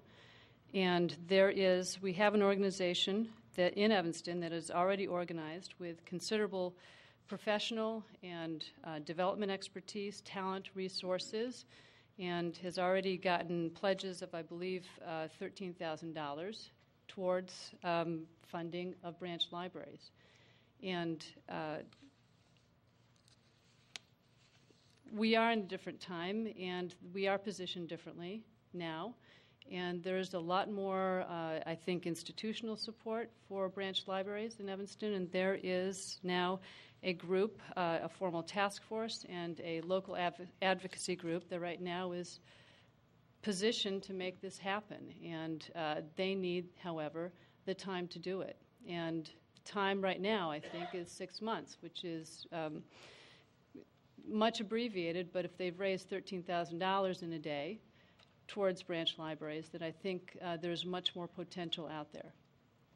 And we're asking them now to really step up and make it happen within 6 months. And there are ways to do that, including shutting the branches for an additional day, not affecting our main library services, and let them go forward and figure out how to expand services in Evanston rather than shrink them for our libraries.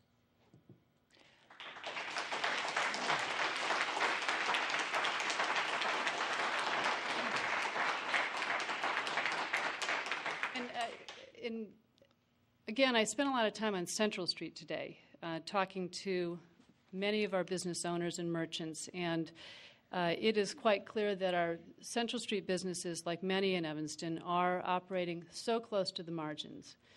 And Central Street is not alone, but it's also clear to them and to me, and I hope to you as well, that the presence of a library on Central Street means a lot of foot traffic, a lot of synergies between those businesses and library patrons, and that the Central Street Business District relies a great deal upon people visiting the library and stopping to get other things and spending their money on Central Street. I ran into today, in fact, a resident of Wilmette who was on Central Street to use our library, but also to spend money because that's where she prefers to go. That's where she lives. That's her neighborhood. She walks just south of Isabella, and she finds herself on Central Street. I think a lot of our Central Street merchants and business owners are here tonight, and I hope you will listen to them when they tell you, not just anecdotally, but in real terms, how much the Central Street North Branch Library is important to that business district. And there are the same kind of benefits to the neighborhoods and the business districts around our South Branch Library. I would like to see these engines, these economic development engines, transplanted in many places in Evanston so that other neighborhoods in Evanston areas can have the same kind of economic magnet that our North Branch and South Branch libraries are. Thank you.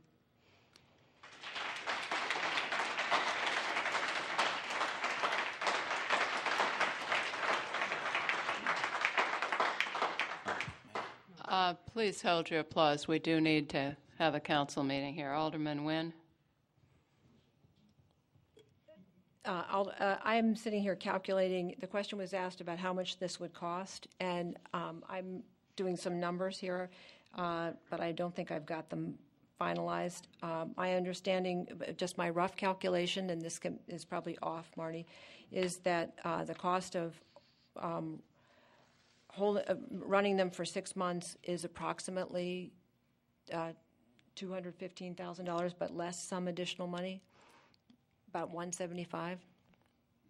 Alderman, when I came up with $186,358, taking the if you were to close the South Branch on Tuesdays and North Branch on Mondays, which has been a previous proposal. Okay. So if you were to have those savings and subtract from the $212,734, which would be 6 months, so that would get you to $186,358. Okay, that is my response to that. I'd like to also make an additional comment. Earlier, yesterday or today, I asked the question that we've had, and it's an item we've had in our budget for as long as I've been on the council. We pay for crossing guards for District 65. I don't ever want to have crossing guards eliminated, but over the years, that is an issue that has come up that we have proposed handing back to District 65. At times, during that time, they have said to us, we are in much too straitened circumstances. We can't take these on. That number has grown from 250 to 372,000 over the last few years. Well, at this point, we are looking at a budget where we are cutting into muscle and bone.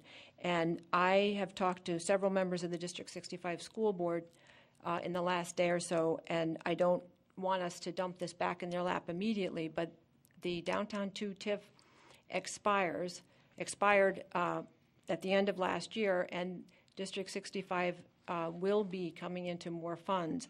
And I would like us to formally tell District 65 that we are going to start shifting those costs over to them, because we have taken them on over the many years to help them out, but now we are in need of moving that over to them.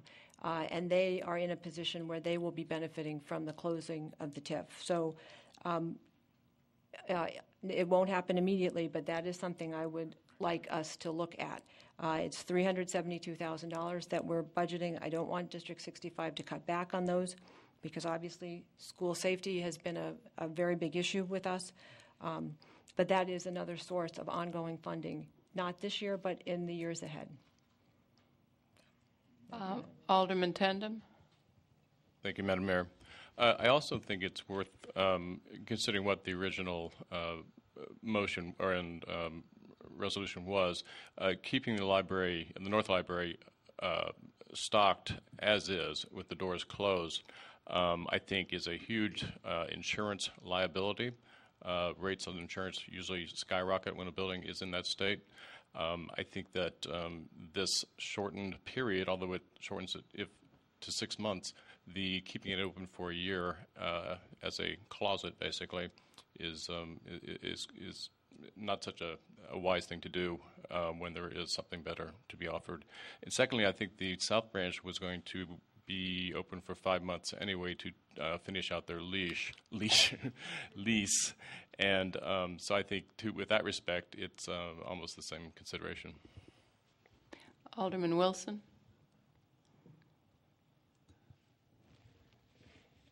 I guess I don't want to address the motion per se.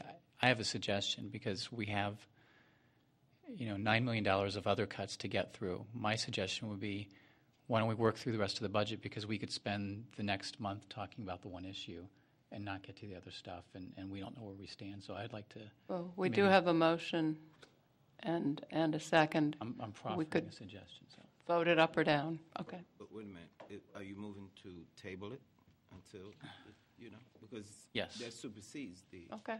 Move to table until we've gotten through the balance of the items that people want to raise. All right. It's been moved and seconded that we table this discussion until Monday then. Well, and until we're done. I'm not saying until Monday. Until we done. finish the discussion on the other items on the budget. All right. It's been moved and seconded that we table it until we finish the other items. All in favor? Aye. Opposed? No. There are only, I Roll believe. call. All right. Roll call.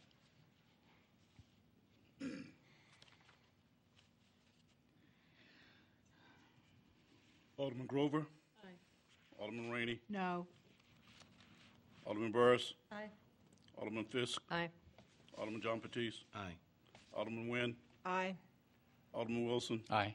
Alderman Holmes. Aye. Alderman Tindem. Aye. 8-1. The motion passes 8-1. I had some lights that were still on. I assume they were to discuss this motion, but in case they weren't, I'm going to call them in order. Alderman Fisk, Alderman Burris. It was for the library. Alderman Rainey. I have something to discuss. All right. Alderman Wilson. Okay, I wanted to revisit a couple of items that we had talked about previously that were the below-the-line cuts. And taking a closer look at the impact of these items, starting with the additional Robert Crown position. That is a facility that generates, I believe, in excess of $1.2 million a year. There are parts of the day where that is supervised by a custodial staff member, and given the importance, the amount of traffic at that facility, what I'd like to do is take the proposed below-the-line cut off the table. Second.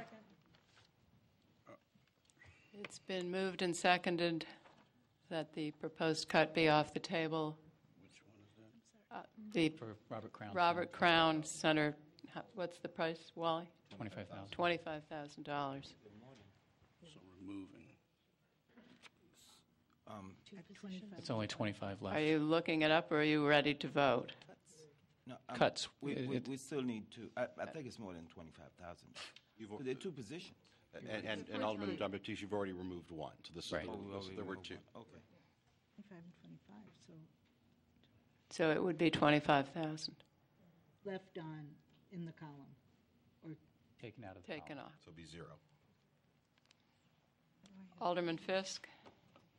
Thank you, Madam Mayor. Yeah, I spoke to this at an earlier meeting. I just think it's very important that we present a good, clean, sanitary face to our patrons who are paying to use our facilities. All right, it's been moved and seconded. Could we have a roll call vote? Who seconded it? I did. Thank you, Alderman Nguyen. Alderman Grover? Aye. Alderman Rainey? Aye. Alderman Burris? Aye. Alderman Fisk? Aye. Alderman John Baptiste? Aye. Alderman Nguyen? Aye. Alderman Wilson? Aye. Alderman Holmes? Aye. Alderman Tindem?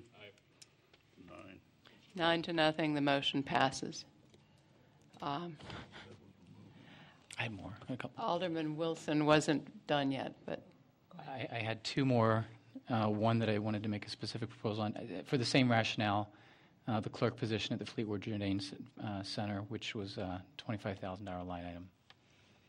Move that we restore that and take that off the below the line. Second. Is that below the line? It's currently below the line, Yes. but I'd like to take it off the table. all right, it's been moved and seconded that that item be taken off the table. What Alderman amount? Grover? 25,000. Would you remind me what that position is? Yeah. That's a clerk position at the Fleetwood Jourdain Center. In the evening. Right. Thank you. I already took it off. It's been moved and seconded that the clerk position at Fleetwood Jourdain be taken off the table. City Clerk, could we have another roll call vote? Could Alderman Fisk, sorry, wait a minute, Rodney. Could someone just explain what the clerk does there, please? Mr. Gaynor had Gaynor. probably, he was the one who explained some of the details to me. Perhaps he could, He's coming. It's coming. and if he could stay in the room, because he's my next point after this one. And while Mr. Gaynor's coming, it's page 113 of the question and answers has the information regarding the more detailed information. Mr. Gaynor? 113. Okay. Page 113.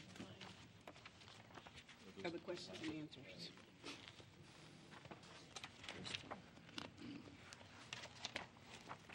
Do you just want to speak to it? Yeah, this position is part-time. The person comes in at 4:30, basically is running the facility in the evening along with a custodian.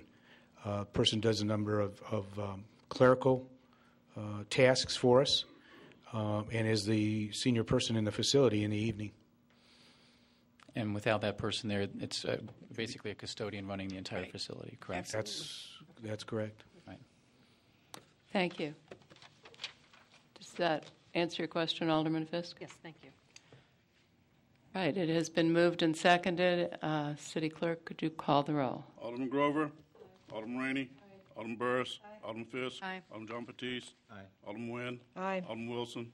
Aye. Alderman Holmes? Aye. Alderman Tindem? 9-0. 9 to nothing, the motion passes. Alderman Wilson? And one more item. Mr. Gaynor, with regard to the proposed additional elimination at the Levy Center, could you give us some more information on the proposed impact as that relates to the change in the restructuring of your department?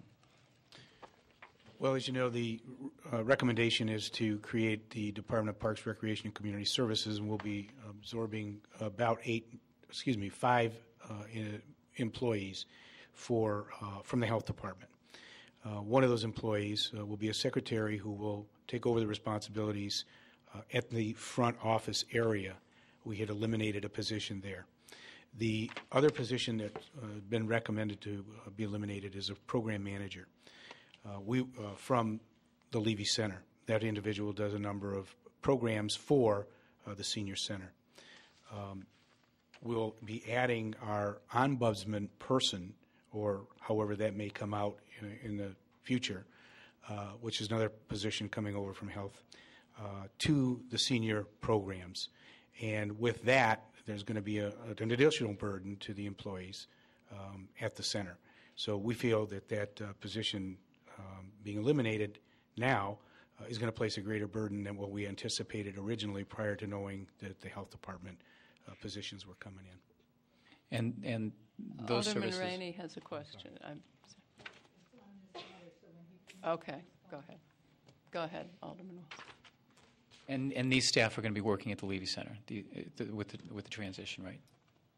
That's where they're going to be, yes. Right. Obviously, they're going to be working out in the field a great deal, but they'll be housed at the Levy Center. Alderman Rainey? So from what you're saying, there are simply going to be people with different responsibilities officing at the Levy Center. I mean, those are not people who are going to be running the Levy Center. Is that correct? That's correct. Yeah, okay. The position that's being discussed is one who does work and program at the Levy Center. All right. The 2 additional staff members. And that is a below the line. It was, or is. And the below the line cut is $150,000. Tell us completely what that includes. At least that's what's on my sheet, $150,000. I think it's been adjusted to 82. 82. Okay, so the 82 is the program person. That's correct. All right. The additional amount was the Levy bus program. Right. What does the program person do there? I mean, many people here on this council don't attend the Levy Center, don't have a real relationship with it. So how does that person function at Levy Center? I mean, being a program person means a lot of different things to people. So can you tell us? Well, it's a primarily program oriented. So most of the programs that are being offered there, and as you know, there's quite a few. This individual is organizing and managing. They're hiring instructors.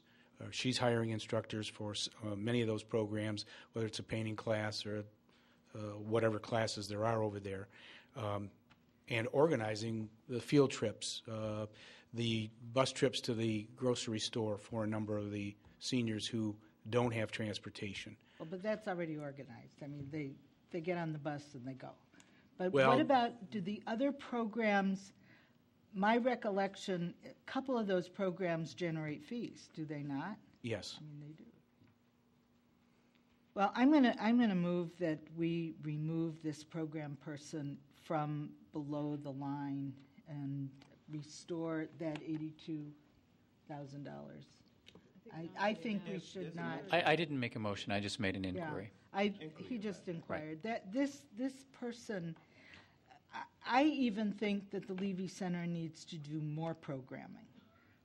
I follow the newsletter carefully, and I'm looking for more programming, not less. And this person has a relationship with the Levy Center, and we built this magnificent facility at no expense to the taxpayers. This facility received more grants than any single facility around. It received grants from the Rothschild Foundation. It gets support from the, not the Arboretum, but the Levy. Well, from the of course from the Levy family, but also from the Botanical Gardens. It is just absolutely the most beautiful facility. I was there to vote yesterday, and ran into a mother and a daughter who were there to bill a 200-person wedding. And, you know, I mean, this is a facility that if we maintain it, and all of you have been there lately for city meetings, it is just beautiful. And in the summer, it just sparkles. And so anything we do to diminish this center, shame on us. So I am going to ask that we restore the program person to the Levy Center and encourage the program person to even do more, as opposed to eliminating her. Is there a second? Second. It's been moved and seconded. Alderman Burris, did you want to speak? In regard, so there's 2 program managers currently at Levy, correct? That's correct.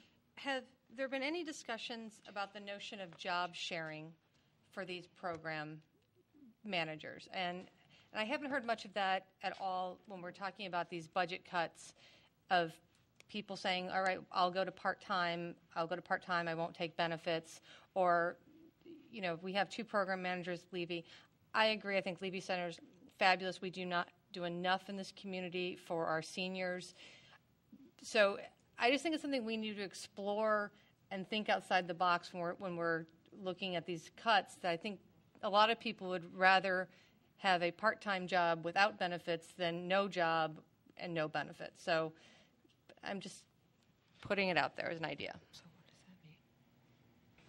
Alderman Jean-Baptiste. Alderman Burris, I do think we do a great deal for seniors. I'm glad that we do, but I think we deserve credit for doing quite a lot. Mr. Gaynor, what is Ms. Hawk's position? Karen Hawk is a program manager, one of the 2 that I just mentioned. And her responsibility is to actually run the building, meaning that she does all of the room rentals. She's there in the evening for the weddings or the bar mitzvahs or the cotillions or whatever on weekends. So she has a flex schedule. She also does a great deal of programming. What is Ms. Ferraro's position? She is the manager of that facility. She has 2 responsibilities. She also manages the Ecology Center. So you have 3 managers there. I have 2 program managers and a center manager. The building is open. Earlier you said there are 2 managers. So I said program managers. There's a center manager who is the administrator as well of that building as well as the Ecology Center. And she supervises, it's Christine Ferraro, she supervises the folks that are operating the Ecology Center as well as the folks that are at the Levy Center. And how many other support staff people you have there? On a full-time basis, it's just the custodians. Part-time, full-time, how many? I've got to look that up. And the 2 positions that are coming over from health, one would be actively involved in the operation of the center. And as the council knows, we're creating, we're taking the position that Nancy Flowers has held, really to be a more global senior services person. I think, as you've said, I agree with the council that we need to do more at the center. So that individual, while they'll have other responsibilities, absolutely, one of them will be to look and see citywide, what are we doing to promote seniors? So with the addition of these 2 staff people there, we would have more staff on hand at the Levy Center. Yes? And as Mr. Gaynor indicated, the clerical positions will work with the day-to-day operations of the center. The position that Mrs. Flowers currently has, we're still recrafting that position, so I wouldn't want to say that a lot of that position will be used on specific programs at the Levy Center, but we are going to have that position look more broadly at senior programs citywide. That's fine. I asked a question. We will end up with more staff people at the Levy Center than we have now. That are housed there, yes. And one of them, you will make sure that they engage in broadening the offering of more activities, more services for seniors there, right? Citywide, not specifically necessarily, but citywide. there as well. That's correct. Okay. And what is the second person who will be housed there? The second person is a clerk, and what we did in the budget is we, above the line, we laid off a clerk. So the person that's coming over from health who's a clerk is just a replacement. So it's not actually a net 2 staff people. It's a net 1. A net 1. And that's Even the senior, with the, and that's the senior ombudsman person, which is the Nancy Flowers position. Okay. So with the program director who you have proposed to eliminate, you would have the same number of staff persons at the Levy Center as you had previous to any cut, right? Correct. Alderman Nguyen, then Alderman Rainey. Well, I think the city manager may have addressed my issue. I knew that we were going to be doing something with the position that Nancy Flowers is leaving, and I wanted to understand better what that new role would be, because my understanding, as you said, in the discussions that we've had, the point of that new position is to address senior activities. So I wanted to understand what was happening, and I'm not sure I completely understand. So the position of ombudsman, which Nancy Flowers occupied brilliantly, is now open, but that's going to be reconfigured in what way, and where will it be? Alderman Nguyen, members of the council, it's our intention to reconfigure the position in this way. About 20% of what Nancy does is citywide ombudsman work that doesn't deal specifically with seniors. As you well know, she's been our go-to person for some of the more difficult social service situations that we encounter. She has a particular expertise and education in that. The balance of her time has been working with senior services, with the Council on Aging, within the health department. We believe that 75 or 80% of that position would continue with the senior work. The 20 or 25%, which has been more of this larger community-wide ombudsman role, would stay in the health department. So with that then balance of the position, Mr. Gaynor and I and staff have been talking about what can we do to have this position really be more strategic and focused to make sure that the resources we're spending on senior services citywide are leveraged the best that they can be. And if I can, Madam Mayor, maybe just one word from me on the list below the line. It's below the line for a reason, and that is because as a staff we feel these are critical positions.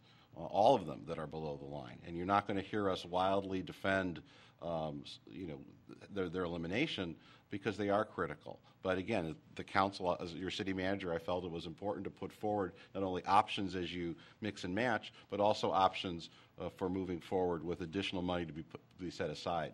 So certainly this position currently does good work. There's no question about that. In difficult budget times, though, we've had to make difficult decisions, and Mr. Gaynor's been very good about looking at a department which I would say does lots of very important things citywide to make these decisions. So we're happy to answer questions, but understand that we're not wildly advocating for any of the things below the line because they do serve the residents of Evanston very well. Alderman Rainey? Well, in some cases, we're very dependent on the supervisor or the department head of a program or a building facility to tell us what's really going on. I mean, we don't all know these things. So, Mr. Gaynor, I've got to ask you, with the elimination of the $82,000 program manager, how will that specifically affect the operation of the Levy Center? After you answer that question, I would like you to answer the issue of maintenance at the Levy Center and describe going forward in the next budget year with the current cuts, how that's going to look. Well, the program manager elimination is going to impact the number of programs that are offered to the senior citizens. That's basically what it's going to be.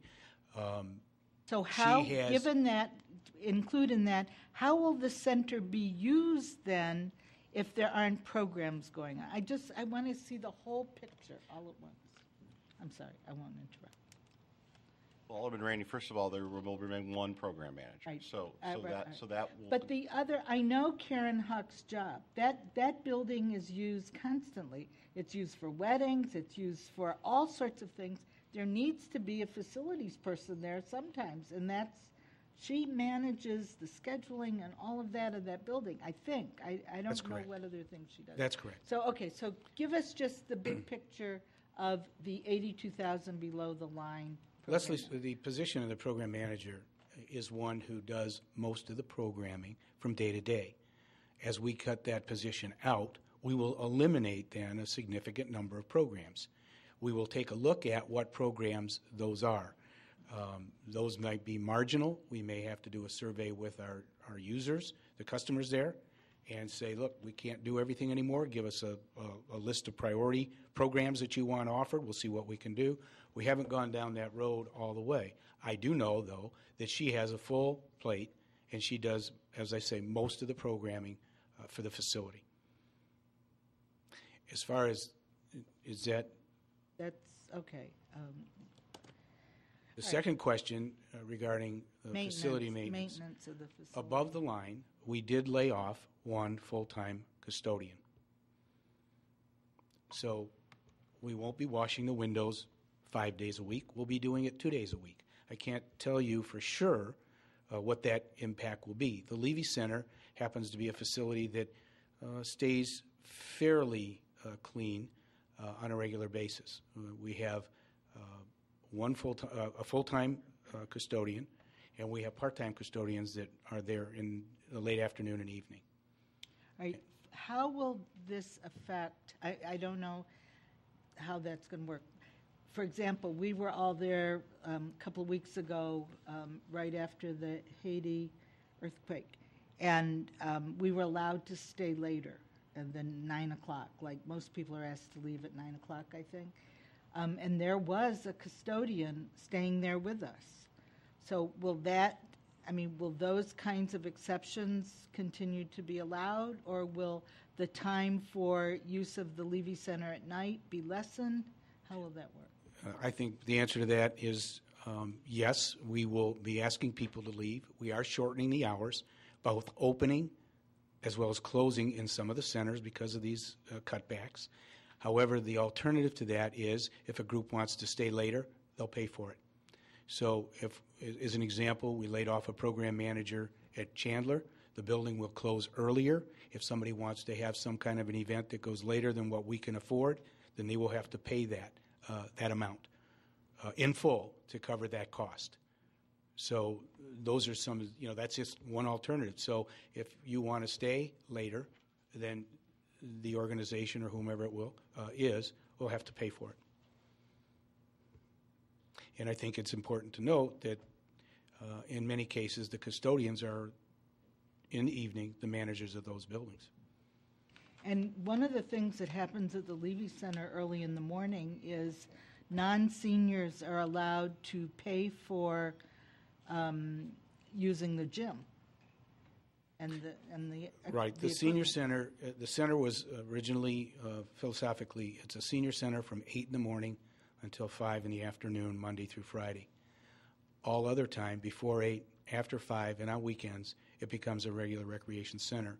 So the fitness center, the computer lab, and so on are open to the general public outside the 8 to 5 hours, Monday to Friday. Will you leave the Levy Center open at 7 o'clock in the morning? Will that still be in effect? Well, it will certainly depend on the staffing levels that we have after the budget's been adopted. Because that's a fee-generating use before yes, 7 o'clock. A number of folks that come in are using the fitness center, right, and they pay a fitness center or a fitness club membership. Alderman Grover. Thank you, Madam Mayor. Mr. Gaynor, my question actually, I think it was a long time ago, had to do with retooling of the ombudsman position, and wanted, I think, to better understand, will you be looking to hire someone who could do some of the senior programming, or will that person's focus really be citywide senior services? Will they have any center activity at all? I don't believe, I think that if there's a center activity, it will be feeding more of our residents into our centers. As I think the city manager indicated, it's going to be more of an outreach into the community where we can have, we just found out that, for instance, a lunch program we had at Fleetwood has just been canceled because we were only getting about 8 or 9 seniors there. I would expect or hope our ombudsman, as well as some of the other folks from the health department that we are going to be taking on, will be able to do outreach and grow that senior program. I don't expect the ombudsperson to be at the center running a program or on a field trip. I think that plate, I was met with Nancy earlier this afternoon and was joking that she works 80 hours a week. She gets called by the police department. One of our division chiefs was talking to me earlier this evening that whatever we do, he's going to need to know a phone number of who can be called out when they run into issues. And so I'm going to need to work through all of those and come up with a plan. But clearly, Nancy has been available for every type of service, whether it's police, fire, or going into the nursing homes and investigating complaints, all of those kinds of things. So it's not really the Levy Center base. We know it's going to be difficult to replace Ms. Flowers in many ways. Reducing the center hours, are you anticipating doing that anyway as part of this budget, or only anticipating reduced hours with this proposed cut of the program manager? At this point, with the program manager, probably would have to be, we will have to probably cut back some of those hours. And have we explored the possibility of using volunteers at the Levy Center? We do use volunteers. And you have a good volunteer corps there? We have an excellent volunteer throughout the department, and I'd be happy to supply a list to and what kind of things do the volunteers do at the Levy Center? Any of the holidays where we have a holiday luncheon or we have a breakfast, a Valentine's Day luncheon, they serve the lunches, prepare, whatever comes in, and as an example. And there's several of those events throughout the year, concerts. Trying to think off the top. I mean, there's just a variety of things. We've had a woman who is a very accomplished pianist who comes in and she teaches, but then she provides concerts for free throughout the year. It's just another example. Thank you, Mr. Gaynor. Alderman Jean-Baptiste. I have a suggestion. I would suggest that the city manager, along with Mr. Gaynor, take a look at eliminating the position that is being vacated. However, not eliminate the function. Nancy's commitment was what distinguished her from everybody else. Her value was, you could call her any time, and she had excellent negotiating skills with the seniors, so she was able to troubleshoot a lot of stuff. But I don't know why we would eliminate the program director's position, given all that we say that he or she does, versus reconfiguring, the resources that we have in order to achieve the same objectives.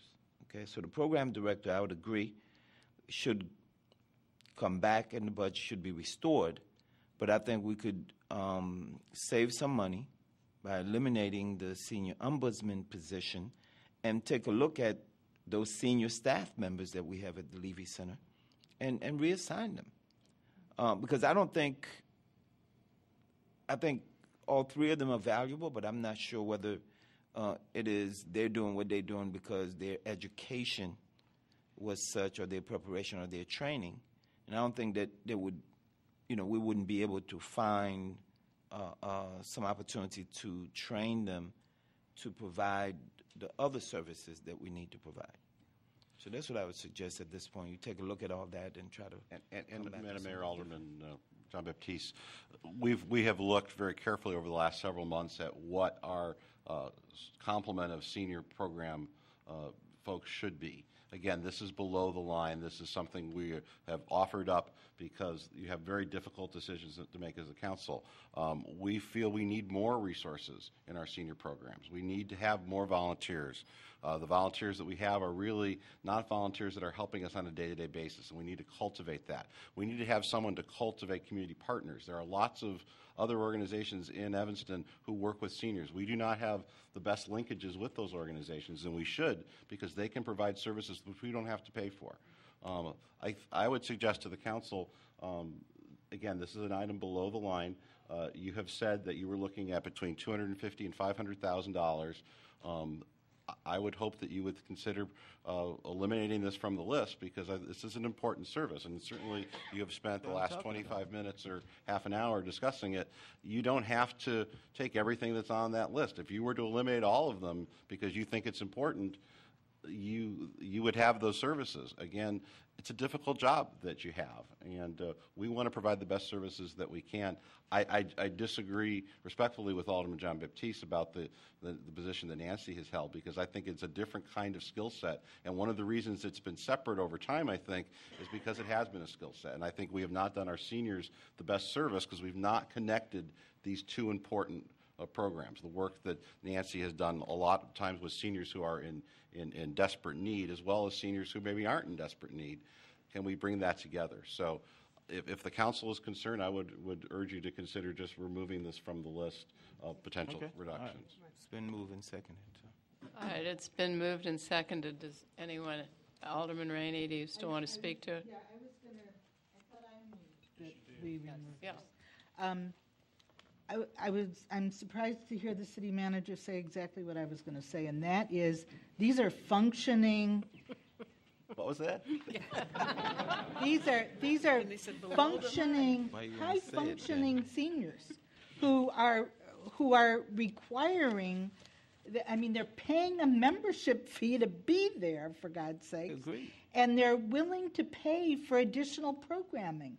So to eliminate this person is to eliminate some fees. Second of all, Nancy Flowers type, whoever takes her place, and I dread any person coming into that position because they will probably never be able to keep up. She deals with people who need extraordinary help and support.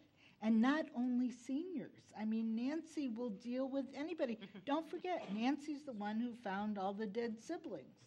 I mean, she is just absolutely an amazing person and has created a position that is going to be very hard to fill. I can understand why you want to reformulate that position, because there aren't a lot of people who can do what she can do. And not only that, but she had the relationships with all the senior buildings. She is just a wonderful person, and I think we should have done anything we could to keep her. But she does not belong programming at the Levy Center. She does not. If that position is going to be housed there, that makes a lot of sense to me, to house that person in the Levy Center, but not to do programming. I think that's another level of service. And so I would hope people would support this. All right, I have Alderman Wilson, Alderman Nguyen, and Alderman Holmes. Do you still want to speak on? Call the question. Alderman. Mine is not about not about this. Oh, well, let's vote on this and then get to you. All right. Yeah, and I have a different issue as well. All right, then fine. Let's bring some closure to this. City Clerk, could you call the roll? Alderman Grover. Aye. Alderman Rainey. Aye. Alderman Burris. Alderman Fisk. Aye. Alderman John Baptiste. Aye. Alderman Nguyen. Aye. Alderman Wilson. Aye. Alderman Holmes. Aye. Alderman Tindem. 9-0, the motion passes. Alderman Wilson. And my last item for tonight, maybe. Page 130 of the materials is a memorandum from Mr. Gaynor regarding to the cultural fund. There was last year funding was in the amount of $26,700. I believe this is an above the line cut. It was recommended that the entire balance be cut. It's come to my attention that by cutting the entire balance, 130.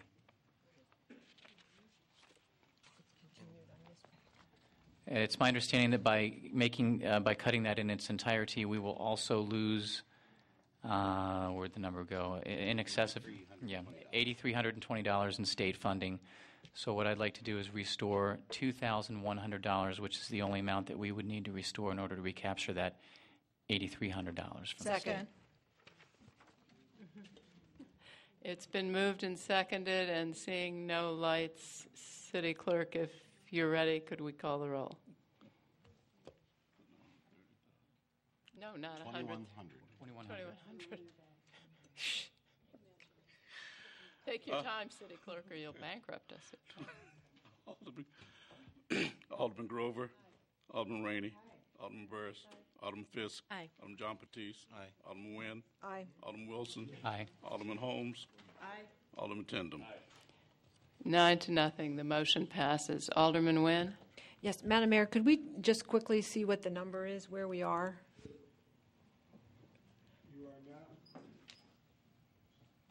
As noted on the sheet, on the above the line, our base cuts were $11,000, almost $12,000 short. Okay. So under our $9,532,000, and then when you go to the bottom,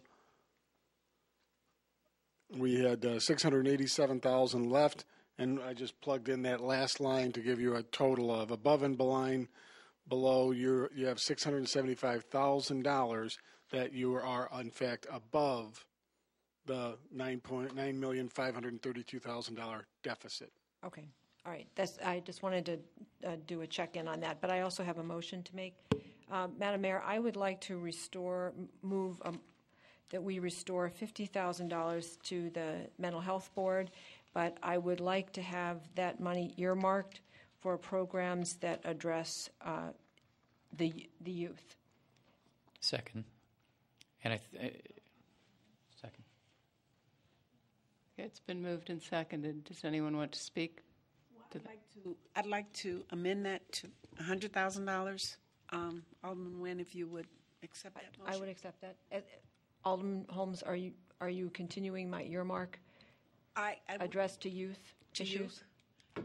I could do that. Okay, I would accept that. Alderman Jean-Baptiste? Oh. I didn't want to address that. Okay. Alderman Grover? Did you want to address that? Yes. Or something else? Okay. Thank you, Madam Mayor. My understanding of the Mental Health Board's budget and allocations is that a large portion of the budget already goes to youth services, so it would not be difficult for the Mental Health Board to focus $100,000 earmark it for youth, and the Mental Health Board would still have some ability to fund those other important programs that also address, for example, adult issues and disability issues for those who are not actually in the youthful cohort.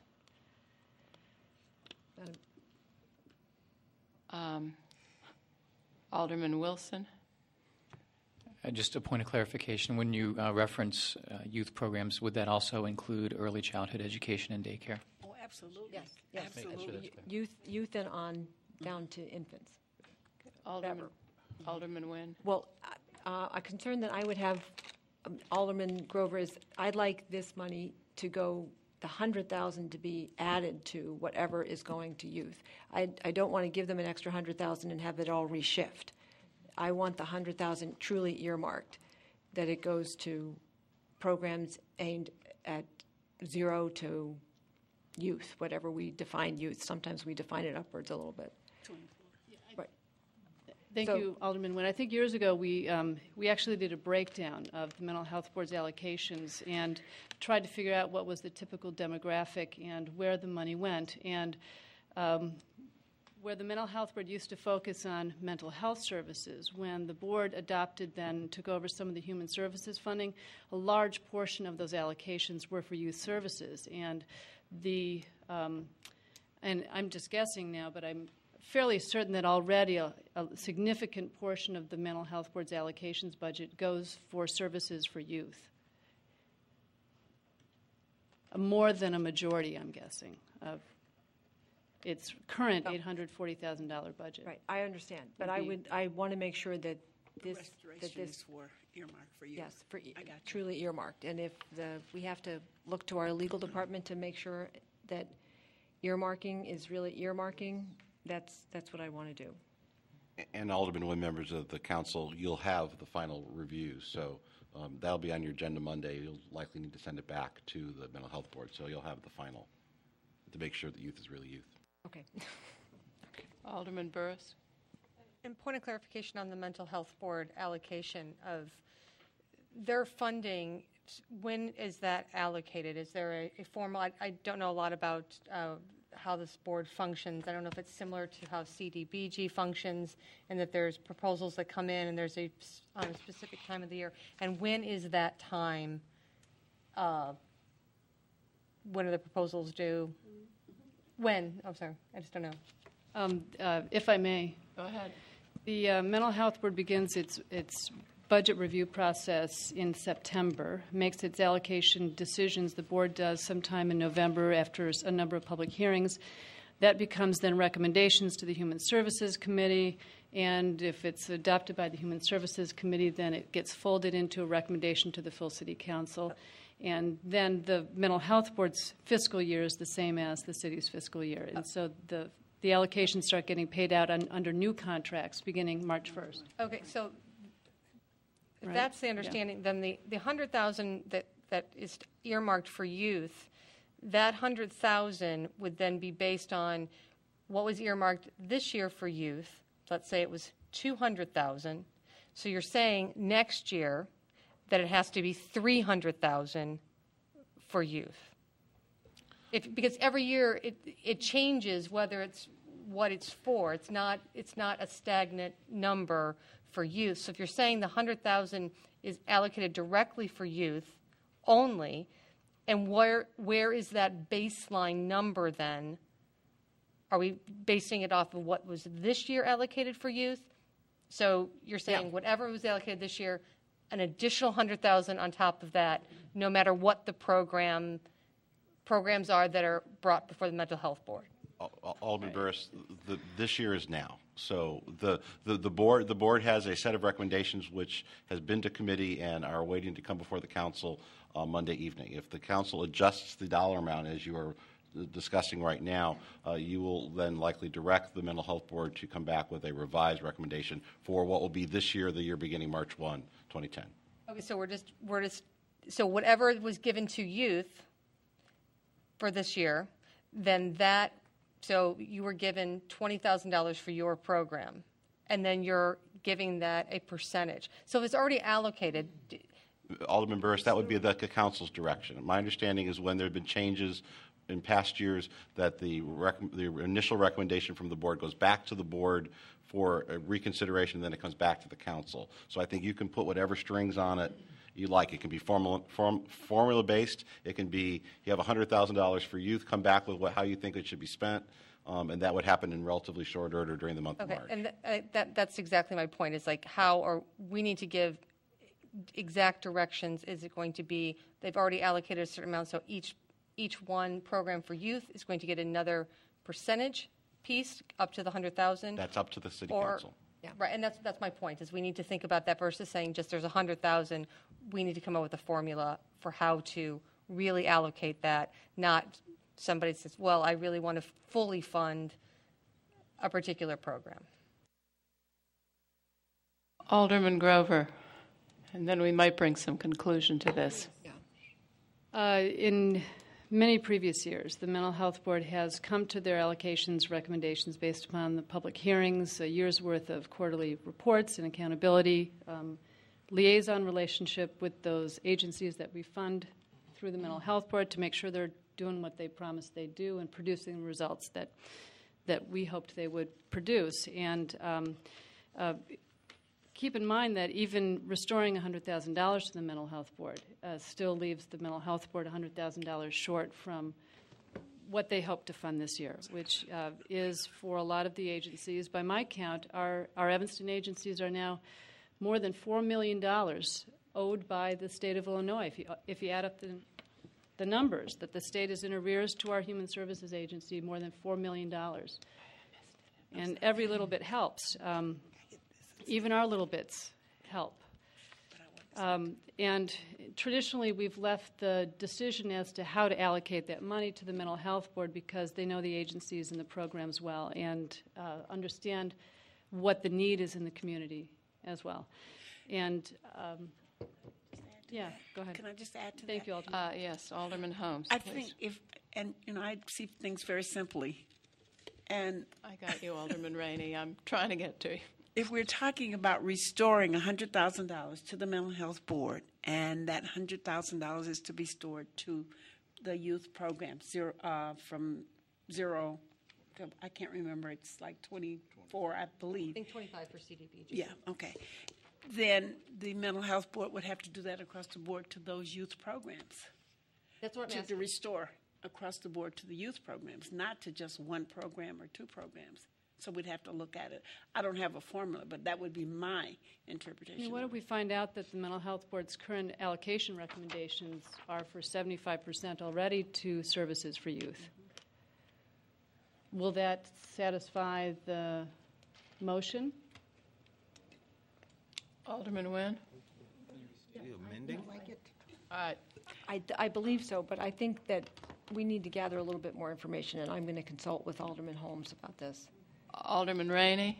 There are 5 members of this council that are on the Community Development Block Grant Committee. And one who used to be on it, so that's 6 of us. Just think, if the city council were able to cut us $200,000 and then come back at another point in time and say, all right, we're not going to cut you $200,000. We're only going to cut you $100,000, so you have that $100,000 to allocate. We would be hard pressed to take specific proposals and exclude others. I think we ought to say to the Mental Health Board, we're giving you $100,000 back if that's what you want to do, and let them make the decision of where that money should go. And what we're really doing is saying where you shouldn't cut $100,000. That's what I would do. I really don't think we ought to send a specific recommendation to them about what they should do with the restoration of the $100,000. I mean, they've already come to us and said that they can only cut $2,400 or something, which I thought was unusual. But let them restore. Let them take $100,000 from those organizations that they feel can tolerate it. And I'm sure there are none, but they'll have to make that hard decision. I just think we shouldn't tie their hands. Thank you. Alderman Tandem. This is the hardest money to give back to a group we've ever had. Right. I agree with Alderman Rainey. I think ultimately they should have the final say. They know what's going on in the community, in the system. It's a much greater formula than we could ever really spend time to get involved with. So I think giving them the $100,000 unrestricted is really the best money we can give them. Alderman Nguyen, are you going with your original motion? Or? Well, I still would like to emphasize to them that the council, if we don't want to put a direct earmark on it because we have the review, I want them to look to use the money in particular for youth to early childhood. They may have an expertise, but we also have some experience up here. So I'm reluctant to take off the earmark. Maybe the 50. It's been moved and Maybe seconded with the emphasis on youth 50. intact. City Clerk, could you call the roll? Hold on. As a compromise, why not earmark 50,000 to youth, and then that's what's on the table. As opposed to we agreed to restore 100,000. We getting ready to vote on Alderman Nguyen's initial proposal, which was amended, and it may, go up or down, and then we'll come back and revote. If she wants to earmark $50,000 to a youth, greater emphasis, And I think that ultimately what we'll find is that the mental health board will take that into consideration and try to make it work. I thank you, Alderman Jean-Baptiste. I think what we'll find, if you look at the Alderman numbers... Burris is next. that Sorry, Alderman Grover. No, I'm not disagreeing with the point of it. What I'm trying to get at is I'm not sure that we can really earmark it without saying there's some sort of formula to it. I'm agreeing that we restore it. I'm agreeing that it should be focused on youth. What I'm saying is to earmark it, it doesn't, we need to say we're going to earmark a certain percentage across the board to make it really just, I don't want to say legal, but to make any sense for it. So I agree with what you're saying, that the mental health board should be making the decision and they know the agencies better, but to say it's earmarked for youth, we need to be more specific if that's then what that number is. So I'm not disagreeing with the premise. I'm just saying I don't really think that we can do that and have it make sense for the mental health board. Is my only Then point. can we make it, we strongly suggest then? Okay. Can we do that? Alderman Nguyen, are you all right with? Strongly suggested. If 50% of that be earmarked to, yeah.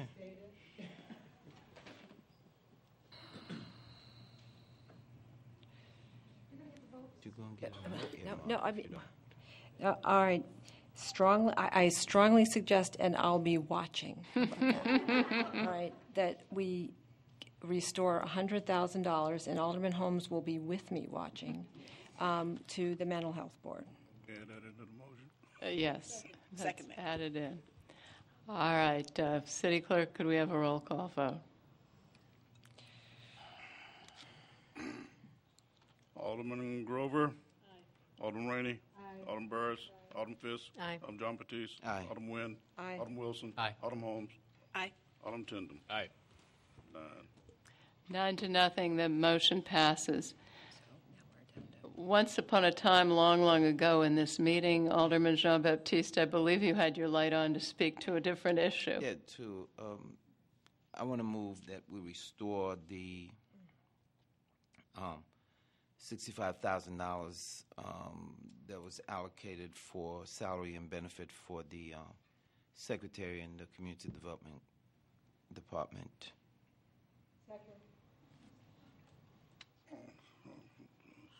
Been moved and seconded that we restore the position in the Community Development Department. I do see lights now. City Manager? Yes, Madam Mayor, members of the council, I'd like to ask Lehman Walker to come out to talk about this. This is an item that's above the line. We have been looking very carefully to try to get to your $9.5 million of... Below the line? No, it's above the line. We've asked... Before Mr. Lehman comes to defend his choice, I'm suggesting that Mr. Lehman that the city manager makes a determination of placement of this individual. That she doesn't necessarily have to continue to function in the Community Development Department if if the new director, doesn't believe that that position could be useful there. So the motion changed. Alderman John Baptiste, the position is an executive secretary. Those are positions that report to the department directors. We do not have another vacancy for that position. All of the proposed employees that are being proposed to be laid off are eligible for other work in the city if that were to be the case. This really becomes a structural issue within the department. We have some additional information we can share if the council would like. We're just concerned as we're trying to balance the budget. We look at the revenues that the department's bringing in. It's about $3 million down over the last 2 years. We currently have 7 secretaries within a department, which total staff now is what, 30? Approximately 36. 36. So 7 of those are secretaries. We're just trying to make sure that the resources we have balance the needs of the department. And unfortunately, this is one of those positions, given the duties and responsibilities versus the needs of the department, that we felt comfortable moving forward with and recommending that it be above the line. Willing to listen. What did you? I'm sorry? Did you make the argument for him already? I think the only other thing I'd like to show is perhaps we have 2 slides, Mr. Lyons, which we did have the other evening, with organizational chart, because I think when you see the organizational chart of the department, we've been focusing on those things that are direct service to the community. We've talked about the fire department. We've spent a number of time talking about the Parks and Recreation Department this evening. To get to $9.5 million is difficult without hurting anything or without making any cuts. And when we look at the Community Development Department and its current structure, it is a department that does not have as much direct citizen contact and direct citizen service as some of our other departments do. So these are difficult choices. When you have 7 secretaries in a department, it's just difficult to justify when you're looking at cuts without making some adjustment. And I'm continuing to vamp as we will try to bring up the org charts. Alderman Burris has a question. So. No. He actually answered it. Oh, okay. You could have stalled for time. Oh, I'm sorry. Be happy to answer other questions. Could you tell us where these secretaries are, 7 secretaries? Certainly, and I think once we bring up the org chart, we'll be able to. Lehman, can you run through the responsibility of the 7 positions? Yes, Madam Mayor and members of council. We currently have, there are 5 people called secretaries and 2 permit clerks. We currently have 2 clerical staff in the on the permit counter. We have an executive secretary serving the division manager of planning.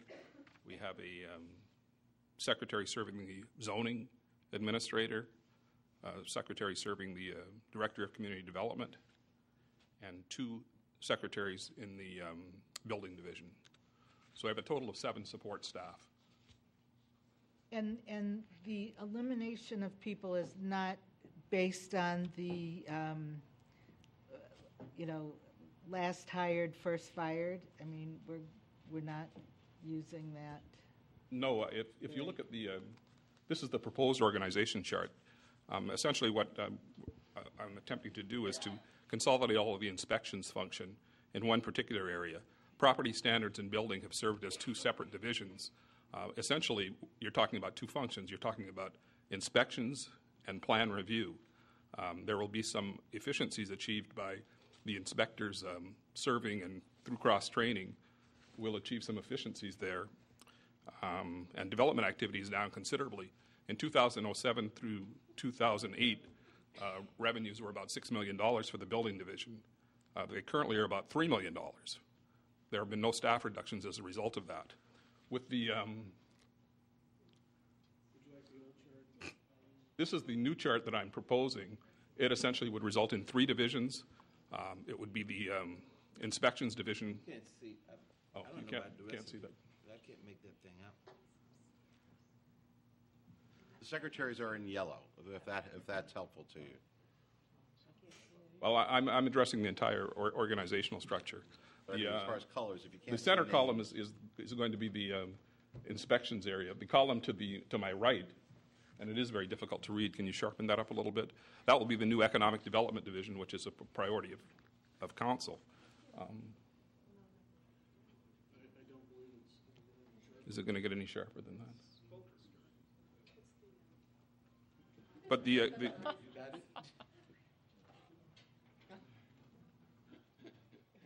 that helps. that's better. Not enough, but it helps. No, I think you're making it better. In the proposed organization, we would have a secretary serving the planning division. We would have a secretary serving the property standards and inspection division. We would still have the 2 We can just interrupt for a second. I'm passing out hard copies. The second page is the proposed. The cover page is the. Then let's restore the lights. Then we would have 2 support staff that we currently have at the permit counter, and we would have 1 secretary serving the economic development division as well. Essentially, I would be the one doing without a clerical staff member. I would rely upon some of the resources when I needed that, but in terms of the administrative function, I don't require a full-time clerical person. And as I said, with 7 support staff in the department, it's very difficult, as the city manager has indicated, to try to retain those positions when we're cutting in other areas and our revenues have declined so significantly. And Alderman Jean-Baptiste, as we look organization-wide to try to provide parity in all departments for the support that they have, clearly the Community Development Department has a far in excess of the support than other departments do at the clerical level. I'm still trying to look at this. Well, one of the things we've tried to do is, as you all know, that there's a fair amount of reorganization in the budget. We've tried to have parity across departments so that there's approximately the same level of support staff in all the departments. And certainly as we've looked at community development, we're trying to streamline what we're doing. Even with this circumstance, I don't know, and I'll look to Joellen Daly, our Human Resource Manager, the idea that every division manager in the department has a dedicated clerical position. I don't know that we see that citywide. Is that a fair statement? Yes. So, thank you. So in a department that is down revenues $3 million, with a new director coming in, who I've asked to try to streamline operations so we can be as responsive as we can to the community, we've tried to keep the folks that you see in blue, which are the folks that have the direct customer contact, the planners, the zoning officers, the inspectors. We've tried to maintain those positions best we can. Unfortunately, again, to get to $9.5 million, and as the council's added things back in, we've tried to balance things best we can. I would only supplement the city manager's comments by indicating that we're trying to eliminate duplication within the department. And as I indicated, we have 7 support staff, and we just don't require that many. All right, seeing no further lights, it's been moved and seconded that the position be restored. Could we have a roll call vote?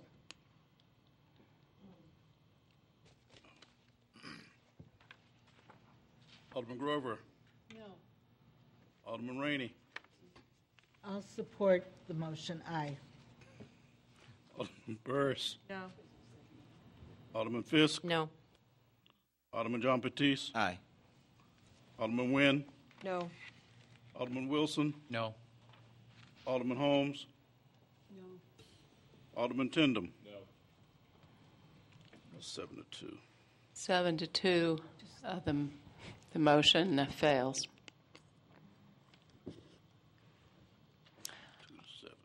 2-7, All right, I see no further lights on. I don't think we've quite solved the whole budget. A lot. We could do Monday. Madam Mayor, if I may. Yes, Alderman Rainey. Yes, I would like Mr. Gaynor. Are we finished with this one? Mr. Bobkowitz had one thing to say. But I wanted to call Mr. Gaynor up and talk about forestry. Okay. He's coming. Right. While he comes, Mr. Bobkowitz. I would only ask the council, before you leave the below-the-line list, I would like to make some comments. Okay. Once the council's completed. Well, I want to talk about above and below, so do you want to make some comments now? I'll wait till you're done, Alderman Rainey. I spoke with Doug Gaynor earlier. I have a tremendous concern about the way our community looks as well as the way our facilities look. And one of the things that has always struck me is lately, and I mean in the last few years, our trees have really been looking very special. And I'm concerned about rumors that you hear about these cuts imposing 11, 12, 13-year trimming cycles. I know I probably get maybe one call a month with good weather that a certain tree is hanging down to the sidewalk or a branch is broken, and how this will impact those kinds of calls.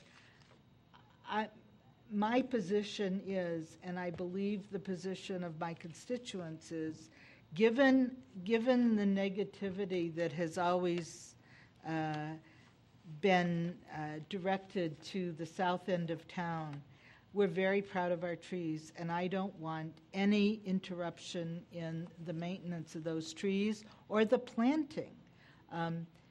One of the things we forget is that trees add to the value of your property. I mean, they just do, plain and simple. Hopefully, the housing market will be restored, and trees will be a factor. I want to know what these cuts that are proposed above the line will do to inoculation, planting, and trimming. I know those are three separate things. And then the cuts below the line, what effect will those have? So two separate reports. The above-the-line cuts for forestry should be little impact, because what we did do above the line is eliminate, similar to what you described Monday evening when you went line by line in the fire department budget. We took 1,200 here and 1,500 here. We used the last 3 years and as an average to see what our expenditures were, and I think we outlined that in our memo to you. Below the line, there is a recommendation there to eliminate 2 forestry workers, and that will have a significant impact on all the areas that you just described. Back in the year 2000, the City Council took an action, and I know that was a different economic time and so on, but did take an action to decrease our amount of time from trimming. At that time, it was around 17 or 18 years to touch each of the 30,000 trees in the parkway.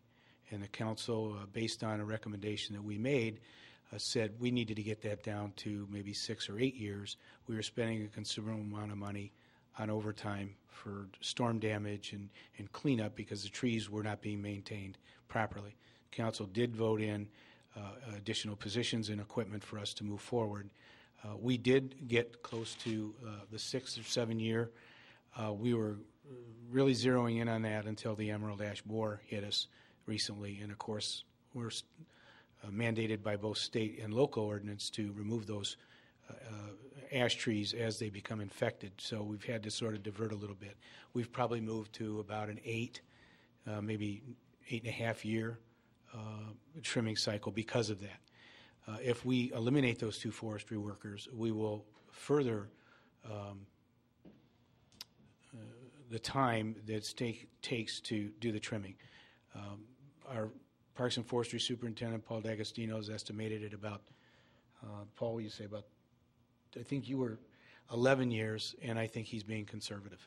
I say that only because the ash trees, we haven't kept up with eliminating the ash trees that we have to eliminate. We've done the ones in the parkways and so on.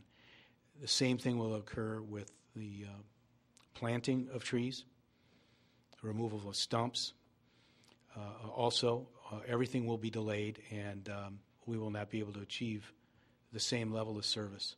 So there's a significant impact. So these forestry workers below the line not only do trimming, but they're also involved in planting? They're involved in all of the aspects of forestry: planting, tree, stump removal. They're in the injection program for the Dutch elm disease. They are forestry workers that are cross-trained in all of those functions. Thank you. I'm going to move that we remove the $150,000 from below the line. I think it's critical for the infrastructure of this community. Trees are a part of the city, and to go back to a 10 or 11 year cycle and not to be planting when the number of trees we're losing is increasing because of the ash tree problem. I just think it's foolhardy to leave this in. And like the manager said earlier, the stuff below the line are the painful things that they really don't want to lose, but if we have to, we will. So at this point, I'd like to remove them from below this line, from below the line. Is that a motion? Yes, yes. I move Is there a that. second? I'll second. It's been moved and seconded. Alderman Wilson? 2 things. This isn't going to eliminate the inoculation program, correct? It's just no. Right. Okay. It's just going to slow down the work. That's correct. At this I point, shouldn't say yes. just going to slow, but it will slow down the work. Correct. And can you tell us the effects of slowing down the inoculation program? Well, We're not talking much about inoculation, though. I mean, from what I read, it's just a few this next year, 100 or something. Did I read that? 175, I think. Yeah. Right. So the And schedule. the major impact here will be tree planting and tree trimming. Yes.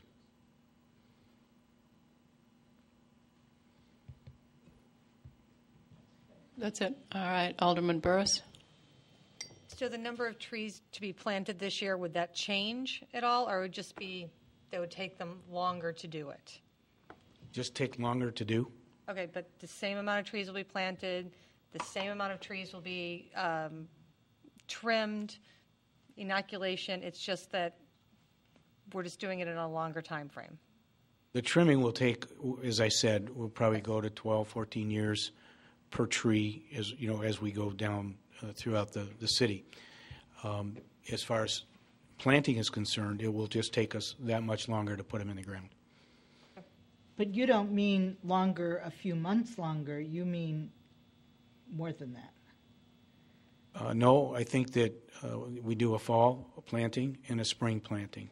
And if it takes us 2 months to do it, it may take us 3 months, but we would hope to be able to get them all in the ground. We may need to provide, as you know, some of the planting is done by our staff, some is contracted out. We may have to, in order to get the planting in before bad weather, during the planting window, may have to contract more trees out to be planted because of the lack of the 2 employees. But then that'll cost more someplace else, right? That's correct. I mean, that doesn't make any sense.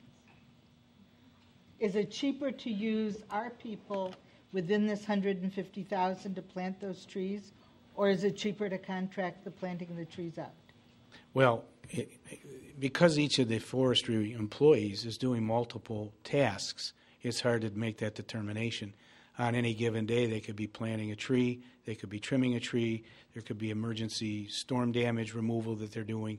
So I don't have the data that says that these 2 individuals do nothing but tree planting.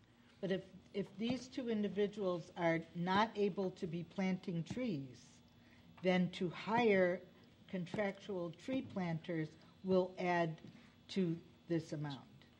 I mean, it has to. They're not going to be planting them for free. Yeah, exactly.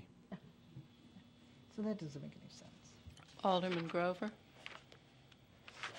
Thank you, Madam Mayor. I had a question about the emerald ash borer.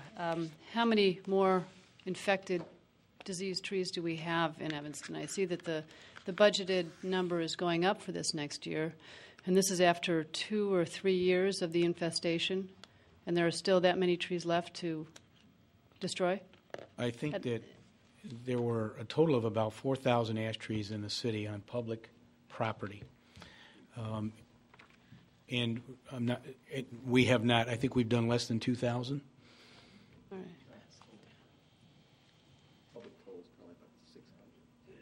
About 2,000 public trees. So we still have a considerable number of trees to remove, and they're becoming more difficult. As an example, we are responsible, like it or not, for the tree removal along the canal. And to get down along the bank to remove those trees is much more difficult than taking a tree out of the parkway. So it's going to take us a little bit longer to get to those. They are not a priority, but we still have to remove them. Are we still in quarantine? The quarantine area has been expanded to practically the whole state. The Midwest? Yeah. The country, yeah. And so, as a matter of fact, one of the I guess a positive thing that's come out of it is that because the quarantine was expanded, we were able to use the wood that we're taking down for fireplace wood, and we sold a considerable amount of that wood this past fall. And does the state still have the program to assist private property owners with removing their infected ash trees, or is that money dried up? I don't believe that there was any money ever appropriated for that. There was discussion of that, but there was no appropriation. So this below-the-line proposal to eliminate 2 forestry workers would reduce then the tree planting and trimming by magnitude of 2 workers. What if we were to cut that magnitude in half and eliminate one of the workers? You would still experience some slowing in the tree planting and trimming. Could you still accomplish what you needed to do? Well, Down one more forestry worker. that would certainly help.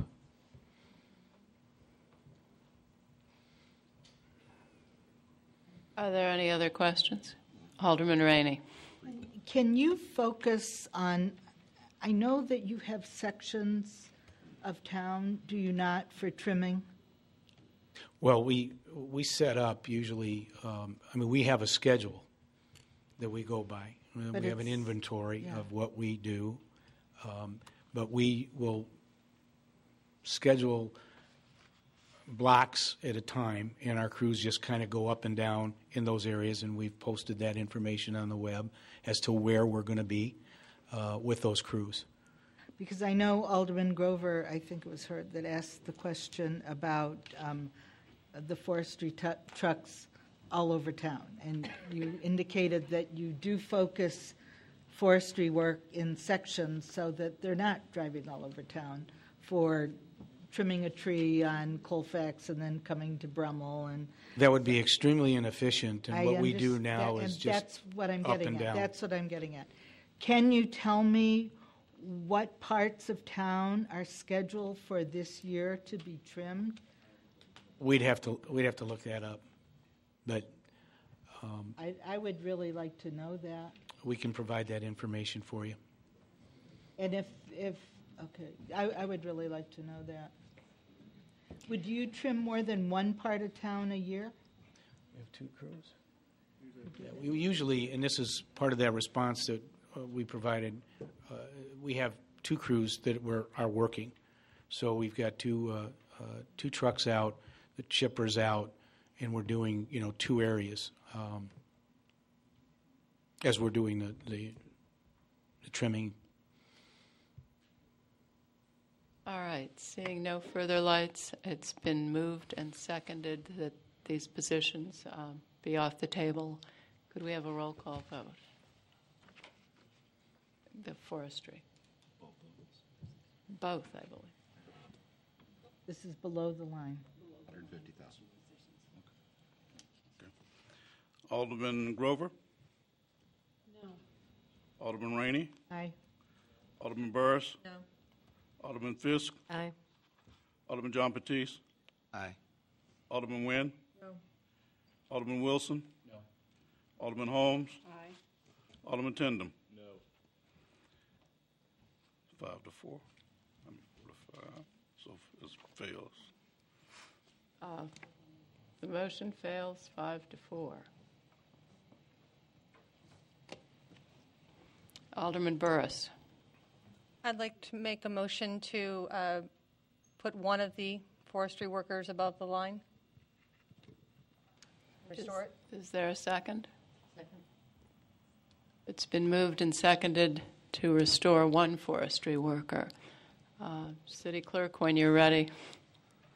Alderman Grover? Aye. Alderman Rainey? Aye. Alderman Burris? Aye. Alderman Fisk? Aye. Alderman John Batiste? Aye. Alderman Nguyen? Aye. Alderman Wilson? No. Alderman Holmes? Aye. Alderman Tindem? No. 7 to 2. 7 to 2, the motion passes. Madam Mayor, could we get a memo from Mr. Gaynor regarding what this will do for the trees, what the trimming cycle will be, included in what are the next sections to be trimmed over the next year? Mr. Gaynor? Yes, we can. All right. I see no further lights. Are we done? Alderman Nguyen. Procedurally, I believe we have to move to take this off the table. Is that correct? Grant? Let's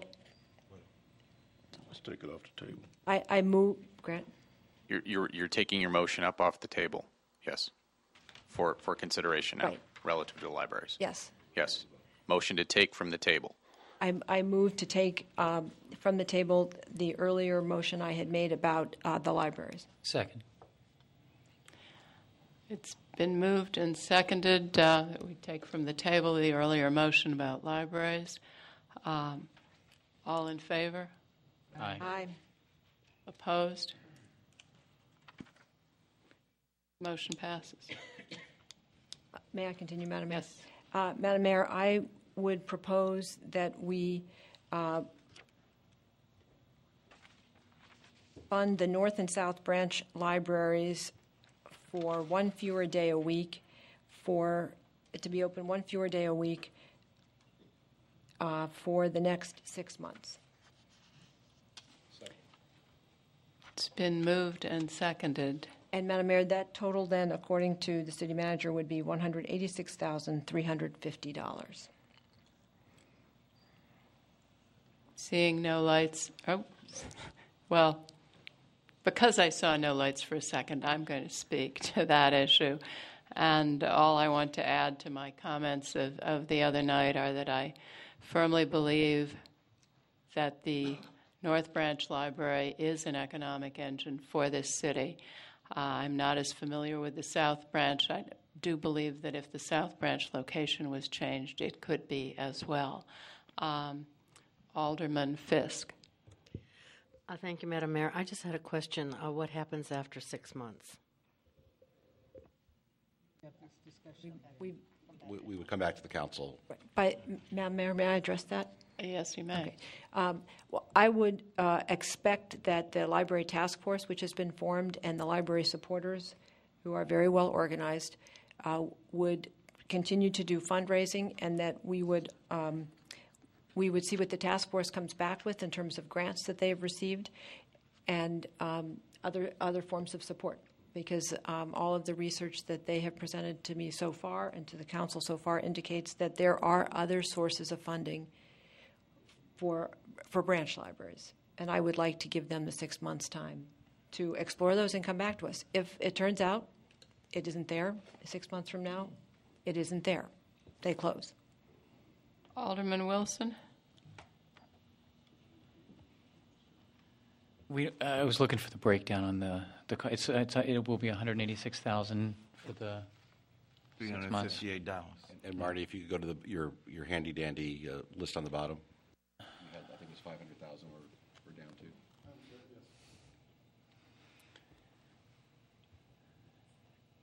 And 525,072. So unless the council directed otherwise, we would take that from that below the line amount.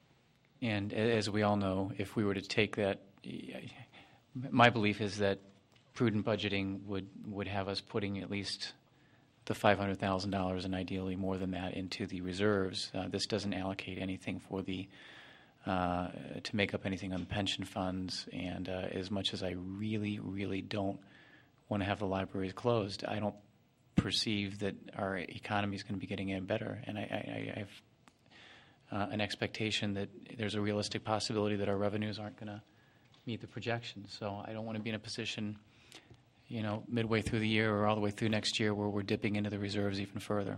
I think that would be a critical mistake. So that's my view. Alderman Burris. I understand that the sentiment to keep the libraries open. I'm not against the branch libraries for literacy, for small children. And what I had mentioned last time about give them a year, close the libraries. If they can come up with the funding in a year, then reopen the libraries. Alderman Tendem spoke to that as being a liability issue. So if we're looking at a 6-month time frame, we have to pay the rent on the South Branch Library until July 31st. I don't think we should change our vote from Monday night. What I would suggest is give Branch Love, let them rent the branch libraries for $1 each for the next 6 months.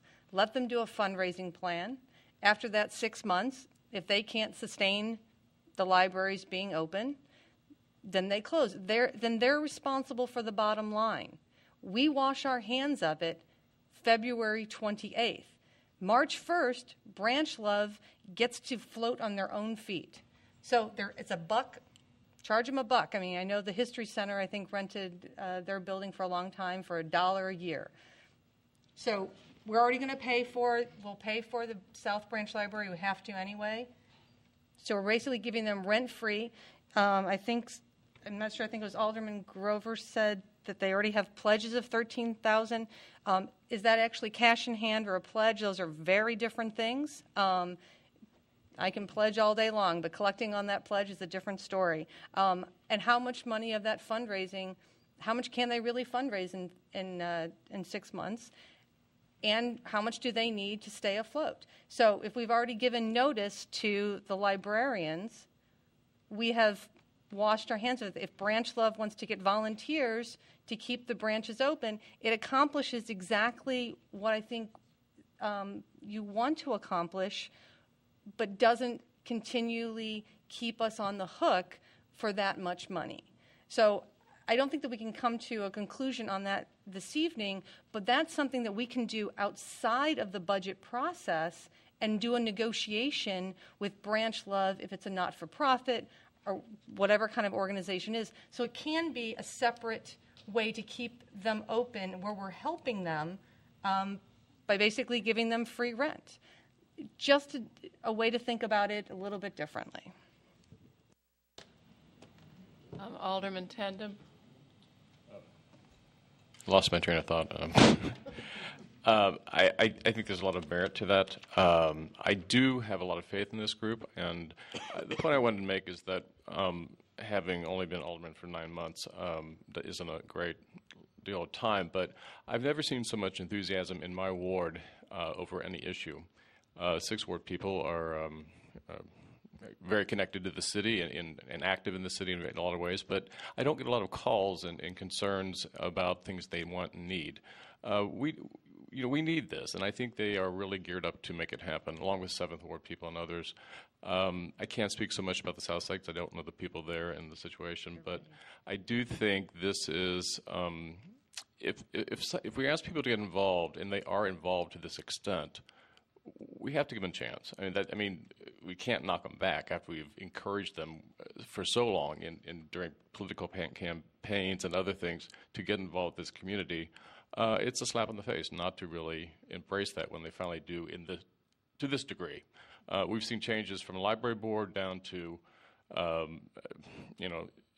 young kids and high school kids. There are all kind of people that have sparked have an interest in this, and I'd like to see where it can go. And Colleen's plan is, I think, interesting and doable. I think the 6-month pay plan obviously hurts our bottom line there, our $500 or $500,000. But I would like to make it happen somehow, just because I think it needs to happen in order to encourage and continue to encourage people in this community to stay active, be involved. And I don't think volunteerism is going to go away. I think it's actually something that's going to become more and more part of every community. Alderman Nguyen. Yes, the reason why we'd like to keep these branches open is because they're professionally staffed with superb librarians who know how to, are trained and educated in how to be librarians and serve the community in that capacity. The folks who have come out and supported the libraries are not saying that they are librarians, and I think that what this does do is give them an opportunity to find other funding sources so that professional librarians can continue to staff. Seeing no, Alderman Burris. There are a couple lights that were on over here. I know it's getting late. I haven't. Yours hasn't. Yeah, it was on. I don't know. I had put it on. All right, I sorry. defer to Alderman Jean-Baptiste. Alderman Jean-Baptiste, go ahead. I don't have you down. Given the fact that we will be paying the lease at the South Branch, what would be the real cost to us above that to do the 6-month program, Mr. City Manager? Alderman John Baptiste, we would need to calculate the value of 6 months of the South Branch lease. So why don't you give us a minute? We'll do that calculation, and I think you could take that off the 186,358. So I'll ask Paul Gottschalk, the administrative officer of the libraries in the back room, if he could quickly do that for us, and we'll get you an answer in a second. Alderman Fisk.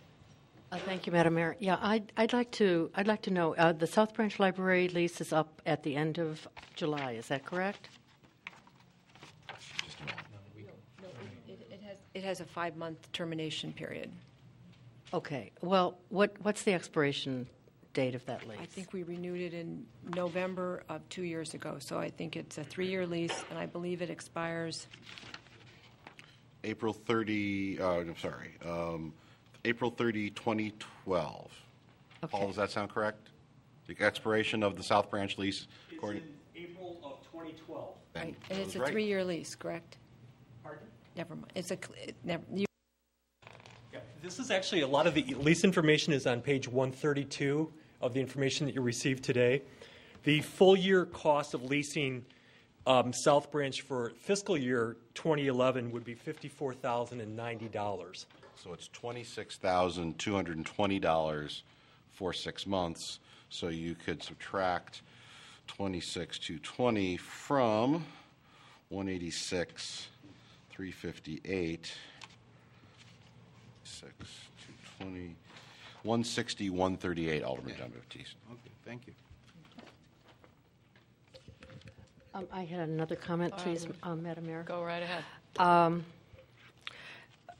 From the beginning, I've been trying to find a permanent solution for the branch libraries. I think it's very difficult to, both for the community and for the council, to come back year after year after year with always uncertainties and have the branches on the block. I just don't want to do that. I'm hopeful, and I will support doing the 6 months to give Branch Love an opportunity. However, I want to be really clear that I've been in your situation before with a number of organizations, and you start out like gangbusters, and the first year may be okay. The second year is a little bit more difficult. I just want you to understand what you're taking on, and that's why I'm willing to give you 6 months. I think it'll be very clear in the 6 months whether this is going to work or not. And I fully support you in that. I wish you the best of luck in that. I believe in you, but there is a dose of reality here. The last thing I want to say is that I want to make it clear also that these branches should not be treated differently. We're not favoring one side of town over the other side of town. I mean, they're both important to us. So please do your best work for the South Branch as well as for the North Branch, and I wish you good luck. You, Alderman Grover.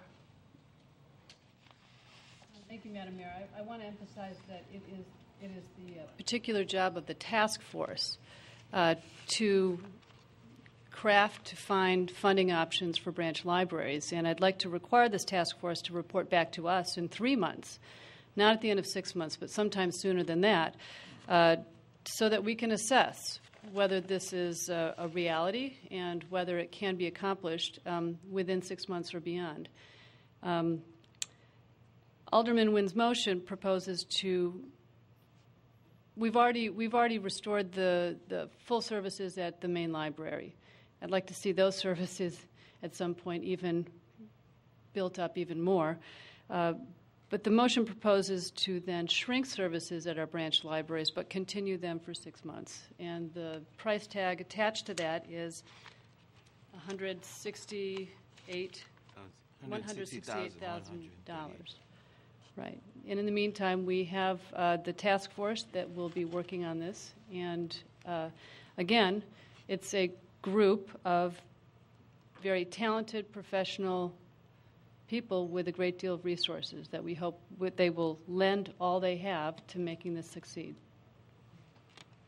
Alderman Burris? Several items. I'm not sure why we need a professional librarian at the branch libraries. It's mostly children's books, And we don't need a research librarian. I really need the audience to be quiet, please. I don't think we need a research librarian, a full librarian at $60,000. And if they want to do that, I think they can find funding for it.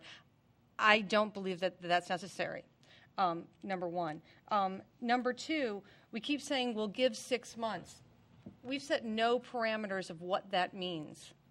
Does that mean we're giving 6 months for them to come back and report back? Are we giving them how much money do they need to raise? What kind of plan do they need to have in place?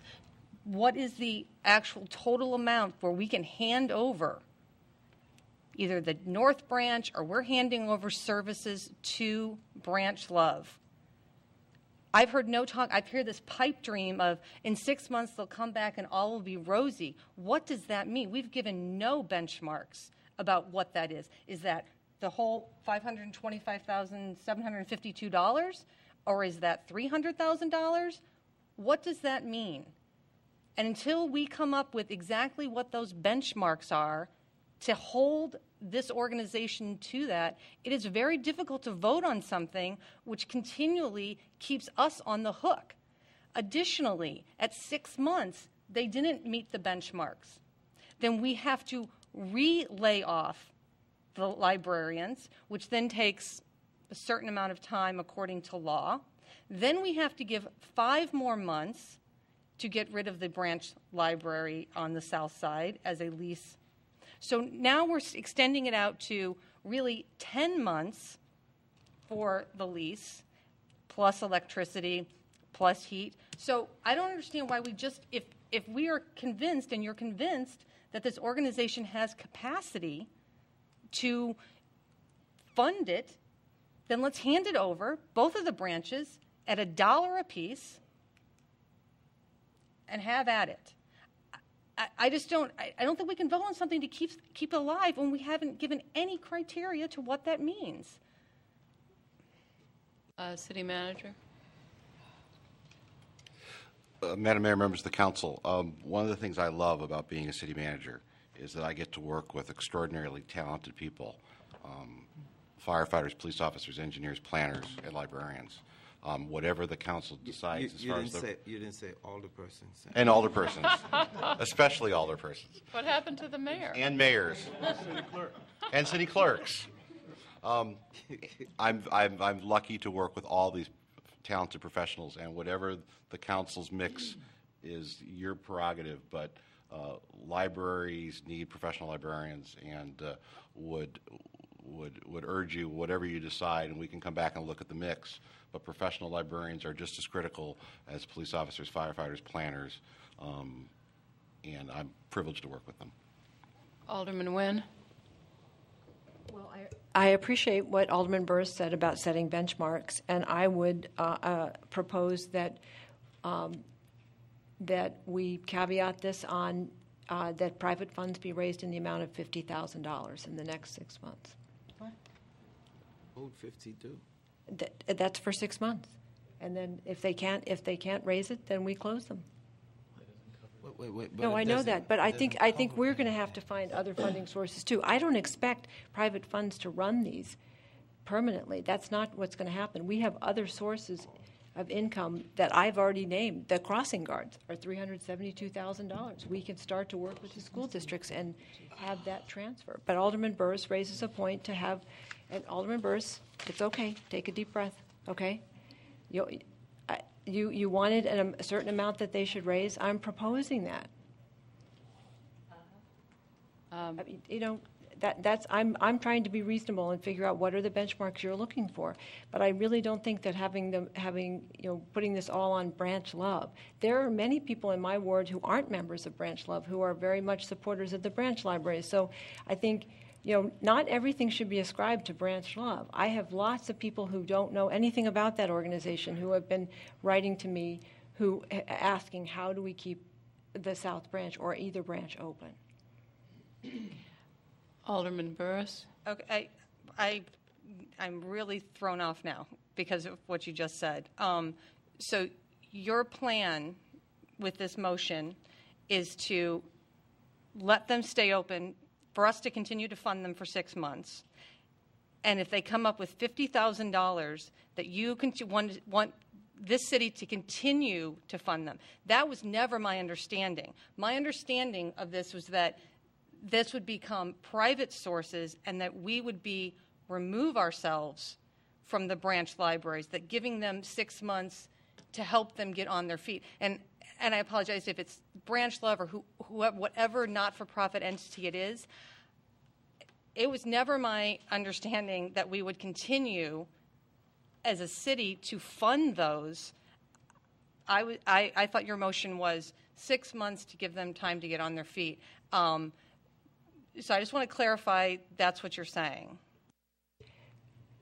That was not my motion. If that was your understanding, that was not my motion. My motion was to give them 6 months, to give the library task force time to look for other sources of funding, but it isn't to give Branch Love time to raise all the funds. It's to look for other sources of funding and see where they are in 6 months. And other sources of funding being how much per year, how much, other sources of funding for what, at what threshold? Of the $500,000 that it costs to run the 2 branches each year, what threshold of annual donation toward the branches would be acceptable to say there was success, and how much do you want to continue to have the city paying for the branch libraries?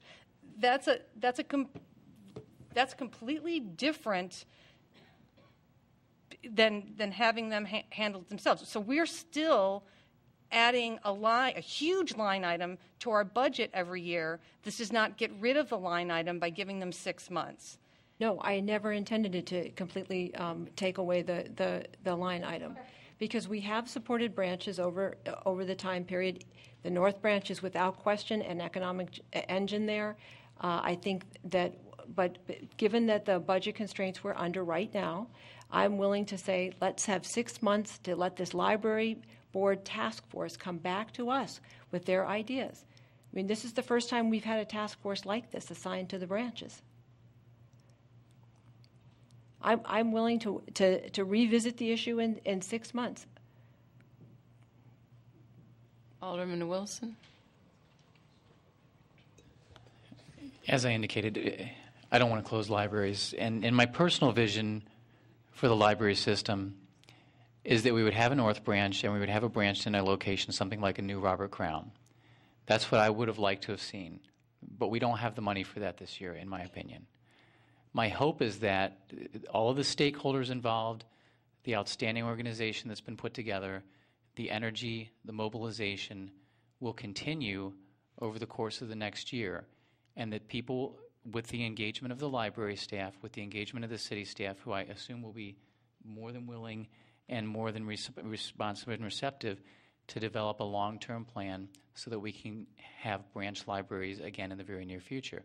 Maybe a plan can be devised in 6 months. Maybe it can be devised in 3 months. Maybe it will take the full year. But we don't, in my opinion, have the money available for this year's budget. I want everybody to keep working. I want to have branch libraries in Evanston. And, people have told me, well, if you close them, they'll go away forever. They don't have to go away forever. The question is, what are people going to do to make it happen? We've got a lot of things that are getting cut out. We've got a lot of problems in the city. We've got a lot of debt load. We've got a lot of other things going on. And people are stepping up, and I want people to continue to step up, keep that energy, and make it happen. So I put that to the groups.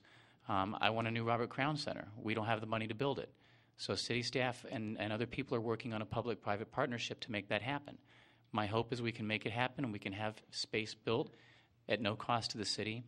But I look to the people and the citizens of Evanston who have energy, who have ideas, and who have motivation to keep that going. If we fund it or not today or whenever we pass the budget. But you have to stay on that. If you want it, you have to make it happen. And that's how I'm looking at it. Alderman Fisk? Thank you, Madam Mayor. I think this discussion is really helpful, and I agree with most of you. And Alderman Burris, I agree with you.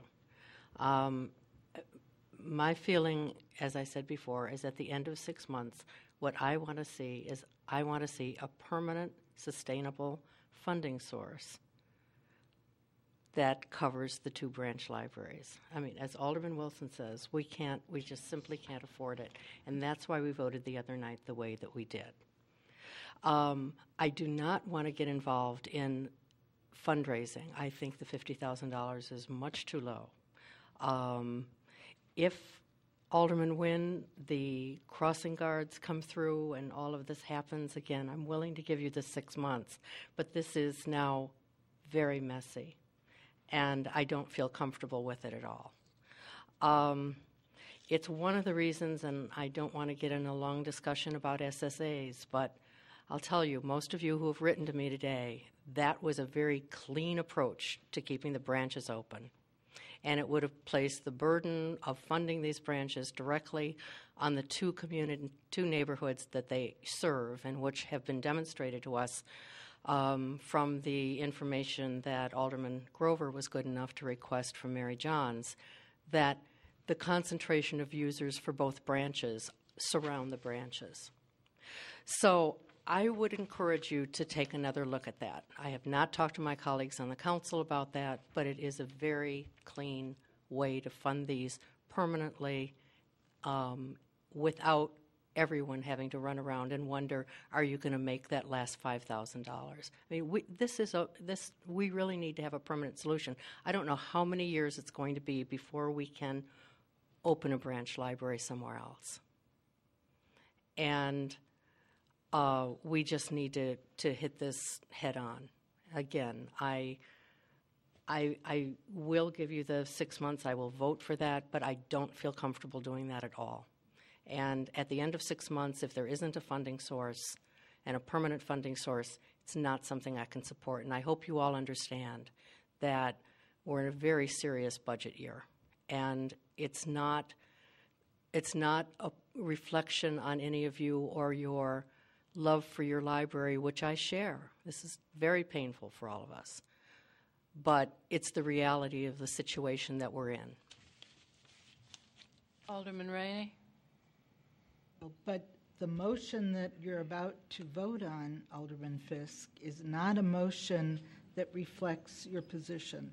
The motion is that if $50,000 is raised, then Alderman Nguyen intends for the school district to take over the cost of crossing guards. That's not what I said, well, Alderman but Rainey. the money remaining in the crossing guard fund you intend to use to support. I mean, you've said that several times. I said that is a potential All right. source. We Well- haven't had any discussion. So we're really talking about no known source of money other than the fact that, let's say it is the crossing guard money. Those are property taxes. Those are not pennies from heaven. Those are property taxes. So the motion on the floor is to support the extension of the branch libraries for 6 months to see if the organizations, whoever they are, can raise $50,000. If they do, the city will then step in and finance the balance of operating the libraries. Madam Mayor? Alderman Nguyen, why don't you state your motion? I will amend my motion to coincide with exactly what Alderman Fisk just said. Okay, would you say that again? Well, I would say that we will give them 6 months to come up with an alternative permanent funding source. Which would be for the 2 libraries about $525,000 a year. They would have to get a commitment for that kind of money. I think the 525 is not, that's a different number that's on our form here. Well, 485, I'm sorry, you're right. It's about 460 or 485, yep, I'm sorry. Actually, it may be a little bit less if we close the branch libraries 2 additional days. Somewhere in the amount of 450. Well, it's close to $500,000, give or take, All right. a few bucks. For Okay, so both. that's your, okay. Yes, I'll have that as my motion. Alderman, wait. It's Alderman Grover's turn. Alderman Grover, and then Alderman Jean-Baptiste. I second the amended motion and want to emphasize again the question of the workability. Alderman FISC of the SSAs would be the function of the task force, and would hope that we would get good, detailed information as to how that would work and how soon that could happen if that's the alternative the task force decides to recommend. Alderman Jean-Baptiste. Can somebody tell me who the task force is again?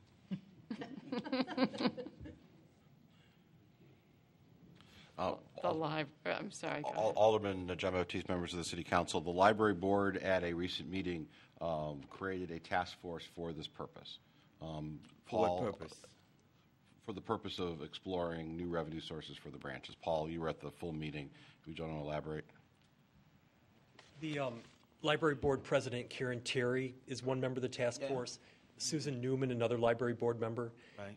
It's a Library Board committee, and so they're forming the rest of the group. There's many people from Branch Love that have want to be part of the group, but the Library Board has not met since their last meeting, so the formal membership has not been set yet. So you have an informal task force created by the board. It's forming, right? And so this task force, this board then, had an epiphany at this particular moment that they needed to then use their creative juices to make sure that branch libraries are preserved. I can't speak to their spiritual experience of an epiphany. Okay, I'm calling for more spiritual experiences to make sure that all the library services are extended and provided for all in the city. We've been talking about that for a long time. The task force I just don't know. We're talking about the task force that's not formed, that's to be formed, taking responsibility to try to come up with $500,000 a year. I mean, I don't know whether that's even real. The task force is for sustainable funding for the Evanston Public Library as a whole. That's what it is. It's not just the two branches. You just said it was the branches, though. You didn't mean that. It's for the Evanston Public Library as a whole.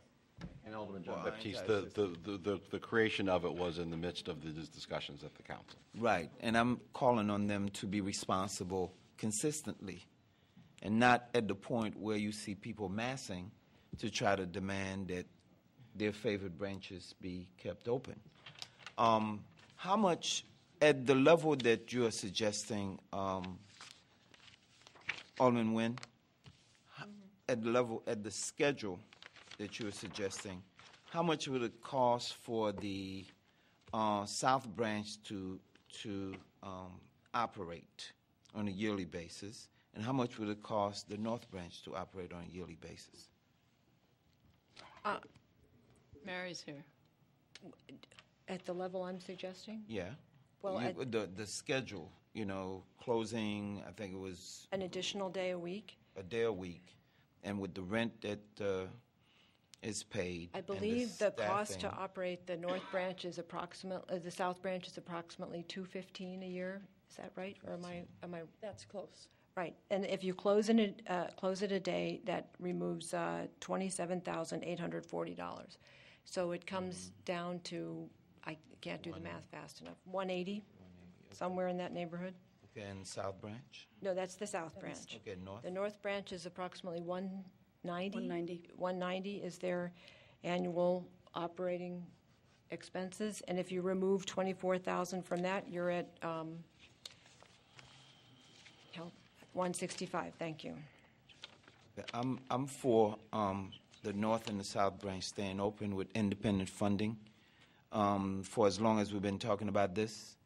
There should be some funds available in place. Even from the beginning of this budget session, seems to me that if we're talking about $180,000 for one and $190,000 for the other, and we say that it is extremely important to the business surrounding or adjacent to these branch libraries, why don't the business people step up now? The end of the month is when we will have, I think the mayor, once she gets the the budget, she has until the end of the month, I think, to veto or do whatever, and you have line item veto power. Step it up right now, ramp it up right now, and let's see what can be done. If there's a real commitment, because we've been talking about this for the last 8 or 9 years. I don't know before I came on the council whether that was an issue, but I don't hear the commitment in that way, and especially because, I hear the desire, we all want it too. Question is whether or not we could continue to fund it at this level. And if we cannot continue to fund it at this level, what are the alternatives? If the SSAs that were presented have not been acted on or discussed or embraced, what are the alternatives? Do we think that by leaving them open for 6 more months, that it will mean that there will be some independent funding that will come to pass? Well, you said we have public comments at the end of this, right? We have 30 speakers signed up at the end of this, so even allocating a minute to each speaker, it'll be at least another 45 minutes. And I know it takes that long. So if the aldermen of the 6th, 7th, and 3rd wards are saying that you make a commitment to work with, because the task force that you guys have been counting on is really non-existent. It's in formation. They talked about it, and that means they will be taking on an additional task outside of their existing tasks to make sure that the central library is whole and healthy, and to make sure that library services are provided to everybody. I still think that we don't have that kind of hard proposal that we all can count on. Through inquiry, Alderman Burris was able to draw out that the benchmark is $50,000. Then we would all have to continue to fund the library, the branch libraries, for another 6 months, and I suppose for another year. Then we're counting on the possibility of the District 65 saying, okay, we'll pay for the crossing guards. I just think that it's just too uncertain what we're talking about. I'm willing to give this more pause if necessary, to have something more concrete, and if that's what's being proposed by the aldermen of the concerned wards. If not, if it's this very same proposal that you have on the table, we don't have the support for it, I don't think. Okay, that's all I'm saying. And I have a list of aldermen who want to speak on this issue, by which time the majority of the council will have spoken on it yet again, and we still have 30 members of the public who want to speak. Alderman Nguyen, did you want? No. Alderman Burris. I just want to clarify again Alderman Nguyen's motion, because I think it's been changed a bit. So the motion currently on the table is 6 months, and you're willing to say at 6 months, if they're not fully funded, so no funding from the city of Evanston any longer after 6 months. I just wanted to clarify, because at first it was no, we are going to fund, and then I just want to clarify. Yeah. Alderman Burris, I can count the votes here, so I don't know that we need to continue this that much. I'll accept that as the amendment. That's what Alderman Fisk proposed, and clearly that's the only thing that is going to get even a modicum of potential support. And I would actually like to follow up, though, with, I agree with Alderman John Baptiste. This task force is in formation. And I go back to, what I said on Monday night. I'm not against having branch libraries. So why don't we hold on to the property, and 6 months from now or 3 months from now, if this task force has brought a fundraising plan and they actually have not only pledges, but dollars in the door, identified major donors, identified foundation donors, possibly corporate donors, versus saying we think we can come up with this money. I would love to see a really serious fundraising plan with pledges and commitments and dollars in hand, and we hold on to the North Branch. It's not going anywhere. We're not going to rent it out at the moment. We still have another 5 months on the South Branch. So to come back with a more detailed plan, a real plan versus something that's sort of nebulous at this point. Alderman Tandem? I mean, there's a lot of sense in what Alderman Burris is saying. I think that it certainly backs us, or the group proponents of this, less into a corner. Gives us more like a year, possibly, to get our everything together. And the lead time in putting together these different fundraising groups is going to be substantial. The people that are involved now, the branch level, I think that's the transition group. I think you'll find that we have others in the community that will step up and do what they do best in terms of fundraising and organizing and leading in this. And I think that some of the branch level people may be involved in the process, but I do think you'll see a transition. And yes, that'll take time too. So without really canvassing branch level, I don't know if they agree with me, but I do think maybe your plan makes more sense in terms of just giving all of us breathing room. And then, the one concern I would be about the employees of the branches. They would then be terminated indefinitely. If we could hire them back, great, but that would be one concern. And then, secondly, the people at the North Branch have a good alternative. The Wilmette Library is phenomenal. Parking is free. There's a lot of good shops around there. I just hope we can get those people back. I hope that the Evanston Library is something they will come back to, the North Branch. There's no guarantee. I hate to think that we'd lose the business, but that's a risk. So I can see the merits of your argument quite well. It does seem a little more give more breathing room, but I do worry about the loss of employment and the loss of business. Alderman Rainey? I just heard a groan when you called my name. Not from me, you didn't. Everybody will remember the period of time when Family Focus Building was not handicap accessible, do you not? It resulted in the disruption of the very well-attended Fleetwood Jourdain Theater, which has since, not because of talent, but really because of there's no home, fallen upon more or less hard times. The South Branch Library is not accessible. And in order to make it accessible, it is going to cost $300,000 plus. We were presented with plans and with proposals for that.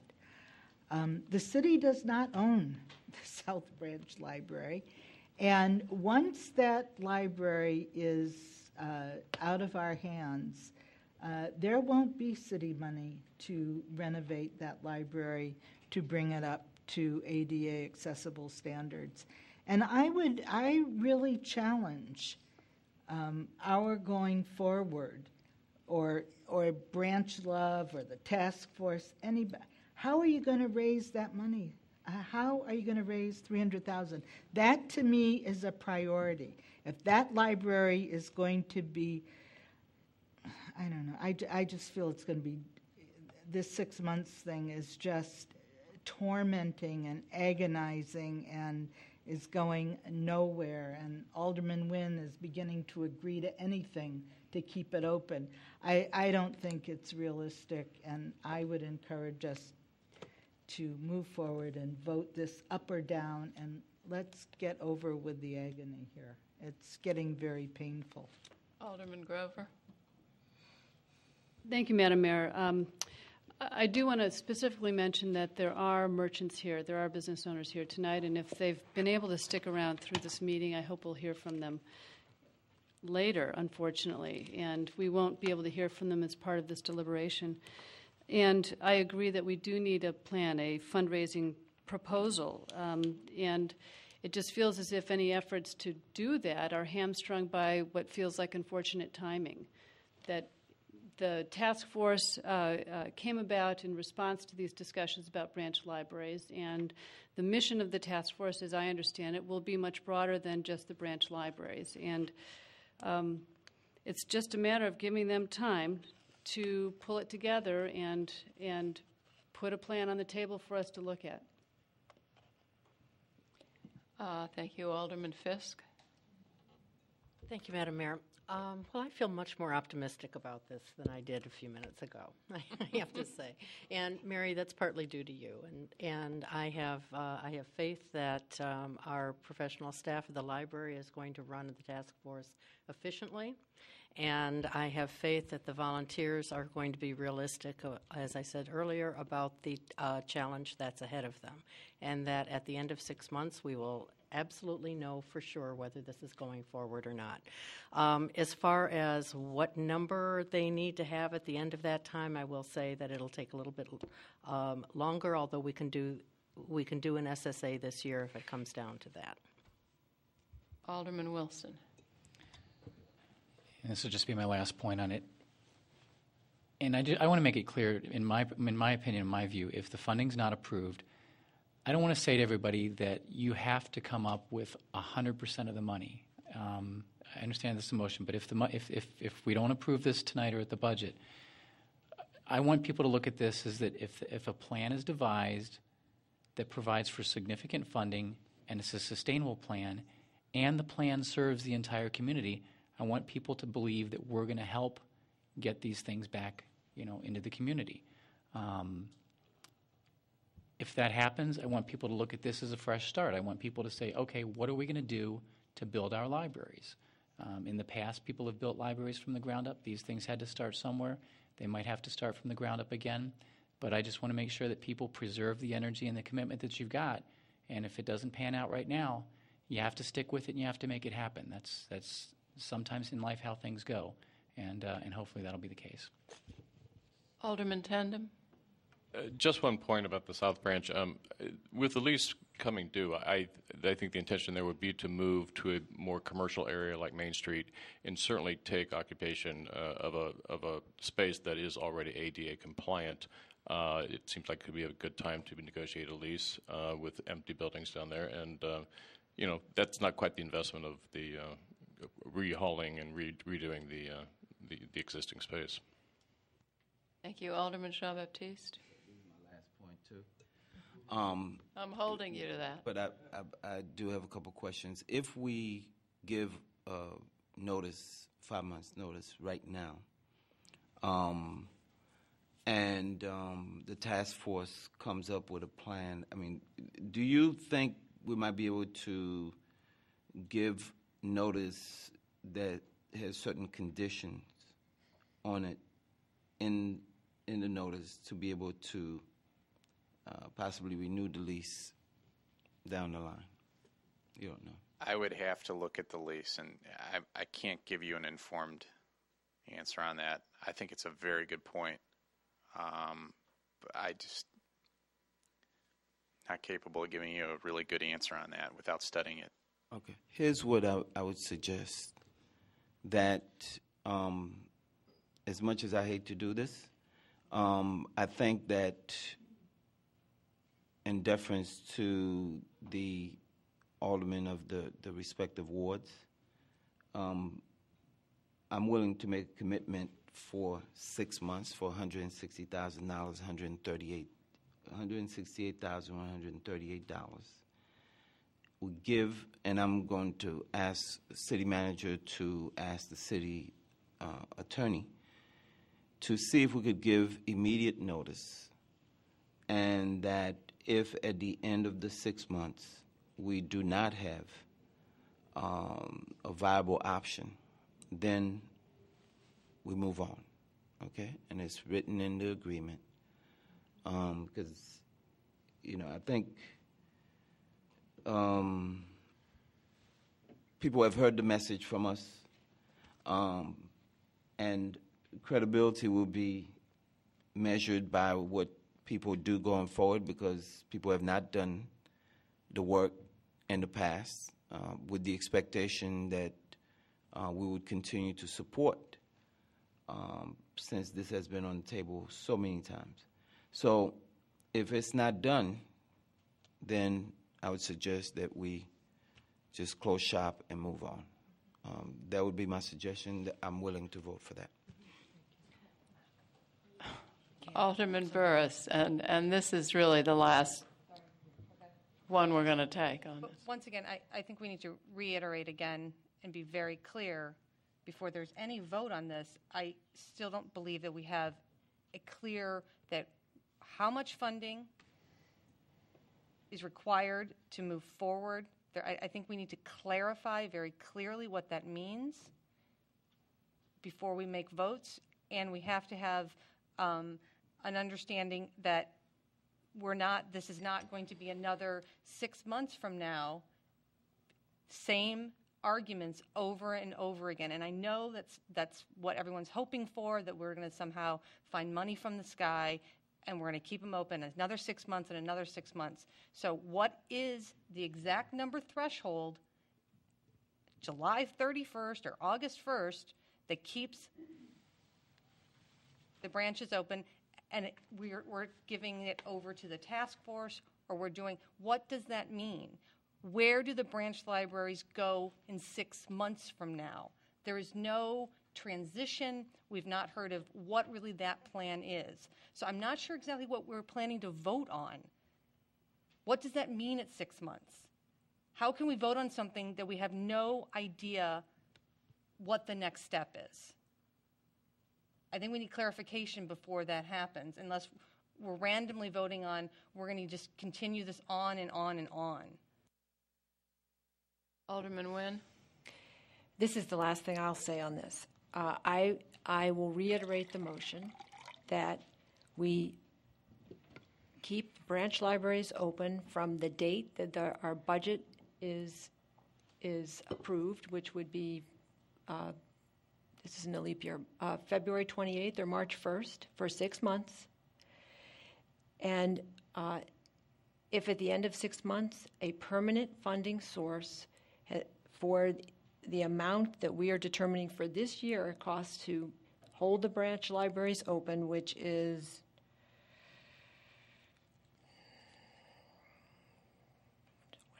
$160,138 times 2, then the branch libraries will close. Does the permanent mean permanent from the city or permanent from private sources? That's not what's clear. And what is the transition at 6 months? Does it stay within the city's responsibility, or is it transitioned to a not-for-profit? That has not been stated or clear. So is it the permanent funding private? Is the permanent funding we suddenly got money from District 65? Well, the solution, excuse me, Colleen, but the solution could be an SSA, which would be public, or it could be private via grants and fundraising or whatever the task force can come up with. So I don't think we're at a point where we could say whether it was public or private. Alderman Burris, if you're not comfortable voting for it, vote no. I'm just. I think you've made clear, and I don't think we have all the answers to that. All right. So if you're not comfortable, I understand all of your issues, and it's perfectly legitimate for you to vote no. It's very clear. But as the mayor has just said, the sources may be from an SSA. Madam Mayor, just some language, suggested language. Thank you. Go ahead. That City of Evanston will fund the branch libraries, South Branch. Well, let's start with the North Branch for 6 months. At the 165. I don't know what. That's North Branch. North Branch is 165 for 6 months. I thought it was 160 for 138 for 6 months. That was the two-branch number, including the rent. Okay, then what is the North Branch number? What is it? What's the North Branch number? For 6 months? Annualized, we'll just divide by 2. $83.50.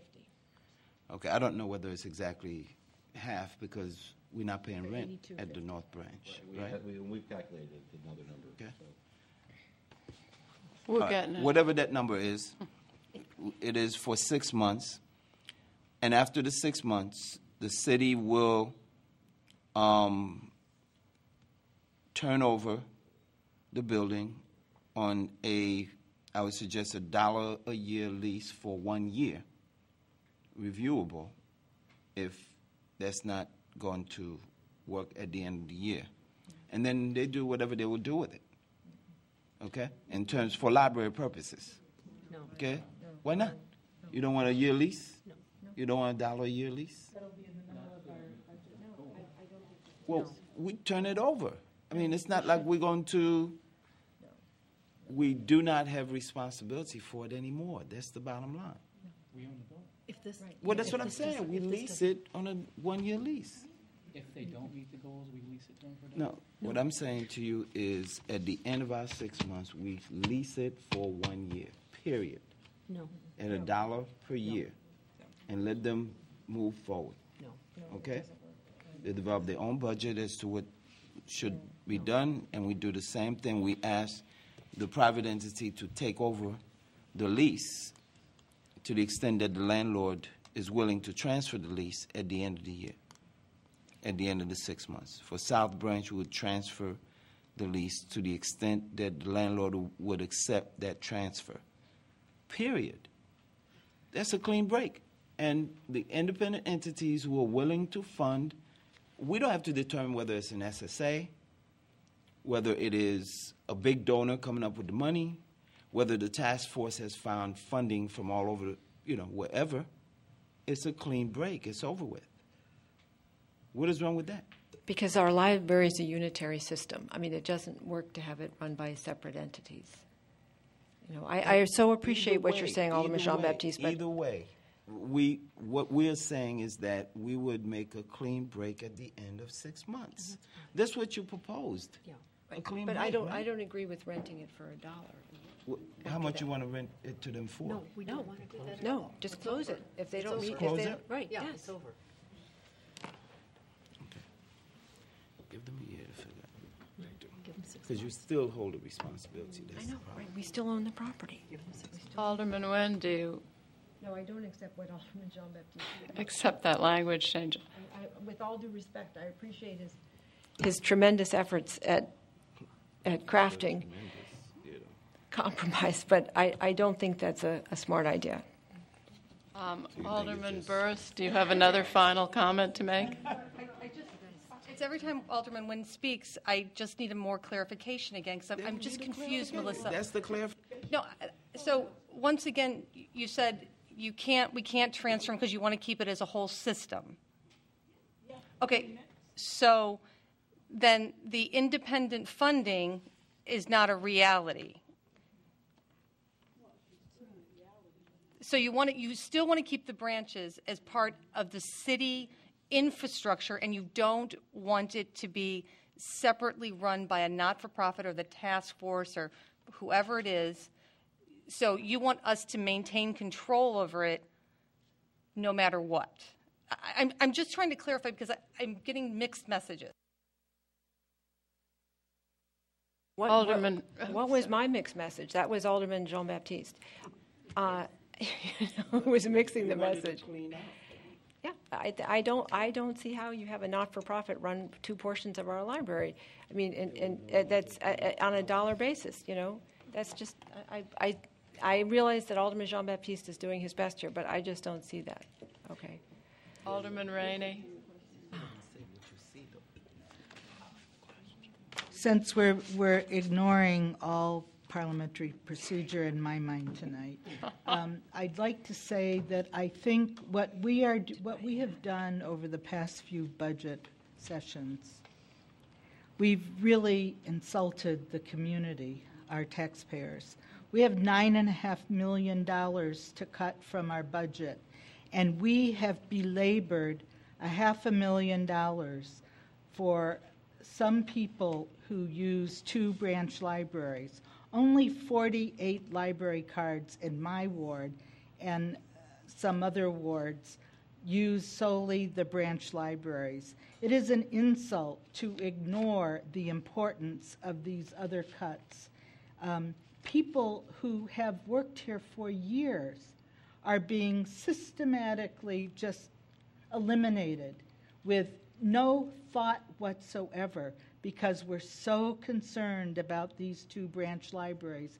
Even if a special service district were created, a special service district only adds or subsidizes a governmental use or expenditure already being made. So no matter what happens, the people in the 5th Ward, the 8th Ward, the 9th Ward, all the wards that aren't intimately involved with the branches are going to continue to pay through the nose for the use of those, when the people in our wards know how to get to the main library and find the services there perfectly acceptable, and in fact, much more than just acceptable. So I'm going to ask the mayor to call, I'm calling the question, and I'm going to ask her to honor that so that we can move on. Either stick it to all the taxpayers tonight, or let's move on. All right. The question has been called. Alderman Nguyen, would you restate your motion? Yes, Madam Mayor, I move that we fund the North and South Branch libraries for a period of 6 months, a total of $160,138. That would mean that both branch libraries reduce their service by an additional day per year. At the end of that 6 months, if alternative funding sources have not been found, that we will close them. Thank you. It's been moved and seconded. Could we have a roll call vote? Yes. Alderman Grover. Aye. Alderman Rainey. No. Alderman Burris. No. Alderman Fisk. Aye. Alderman John Batiste. Alderman Nguyen. Aye. Alderman Wilson. No.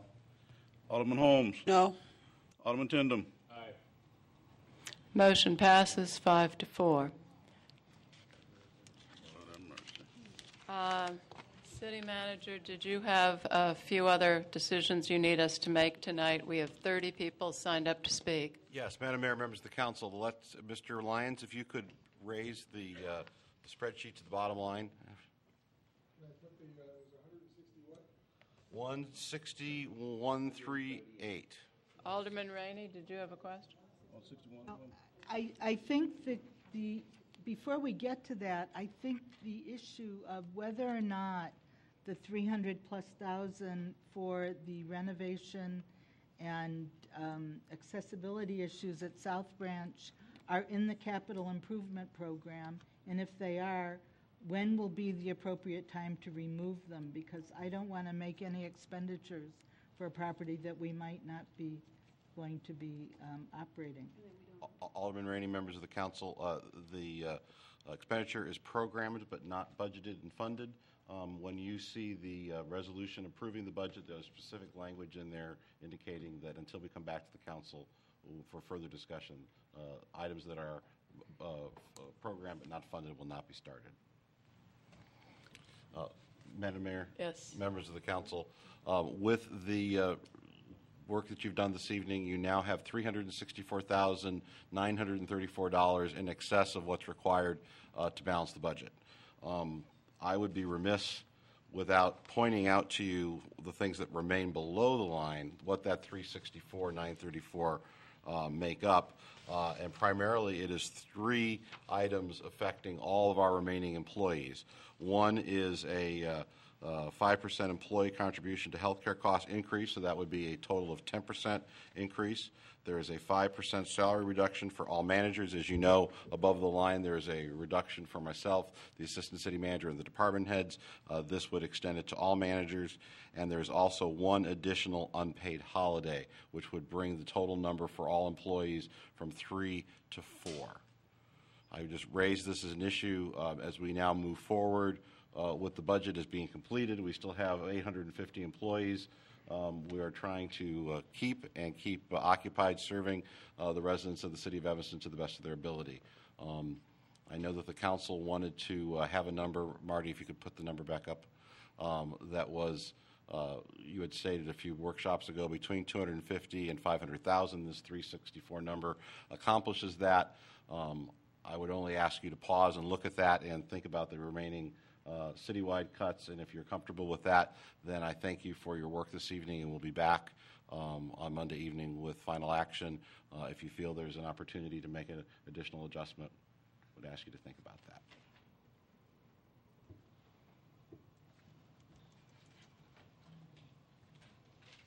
Alderman Rainey. City Manager, can you give us some idea of the council agenda for Monday night, other than the budget? It is generally pretty light. But what does that mean?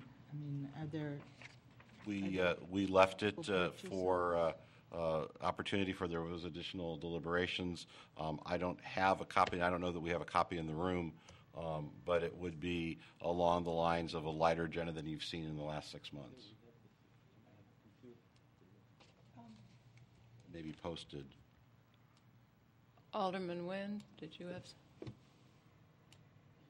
No, my question was, and I'm sorry, I couldn't see it up there, was what is the additional furlough day, the cost of it? And I found it. It's $180,000. $180,000. Hearing. Alderman Grover. Thank you, Madam Mayor. City Manager, you asked us to pause and take a look at it and decide if we're comfortable, and all I can say is none of this is comfortable. It's all very uncomfortable, and it's, yeah, I'm going to give it some more thought. All right. Thank you, sir. Alderman Fisk. Thank you, Madam Mayor. Mr. City Manager, are we starting our new schedule on Monday night? Yes, we are. Could you explain to the public what that is? Thank you. Thank you, Alderman Fisk. I forgot to ask that. The council's Rules Committee decided, was that this week? I guess it was Yes, Monday it was. evening, to alter the schedule for the council. We will be starting at 5:30 with the Administration and Public Works Committee. That meeting will continue until its conclusion. 15 minutes after that time, the Planning and Development Committee will meet, and they will meet until their conclusion. And then 15 minutes after that, the full City Council will meet, and the Council indicated that they would not meet any sooner than 7 o'clock. So if for some reason the committees are finished prior to 7, the pause would be greater than 15 minutes. And would start at 7. Otherwise, it will start 15 minutes at the conclusion of Planning and Development. Alderman Rainey. I just want to clarify that items dealt with tonight are not etched in stone, and in fact are straw votes, just like on the That other is night. correct. That is absolutely correct. All right. Alderman So Jean we Baptiste. don't have any controversy. Did you refresh our recollection as to Alderman how Jean one Baptiste, squeeze participate? your mic. How Thank does you. one participate if one is not here? Because it's possible that I may be out of the country. What do you mean by that? I'll look to the city attorney. I believe, is there a telephonic allowance, Mr. Farrar, in the state of Illinois? We've done that before. We've done it before.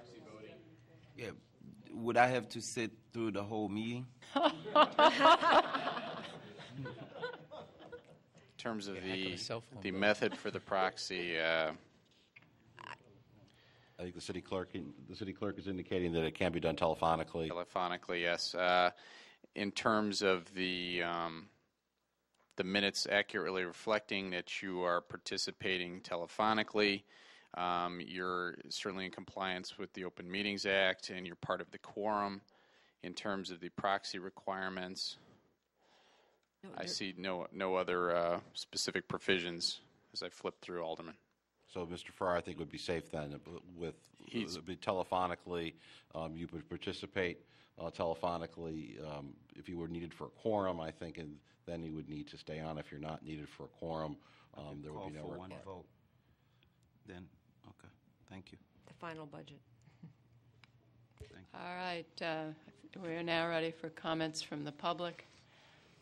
If your issue has been decided, or if someone else has said what you have to say, or if you have been here before, please either say something different or say that you agree with the previous speaker, but we have read all the emails and we've listened to public comments for months. So please, if you've already said it, don't repeat it. Saul Koppel, Gunnar Forrest, Pat Grieg, Gennaro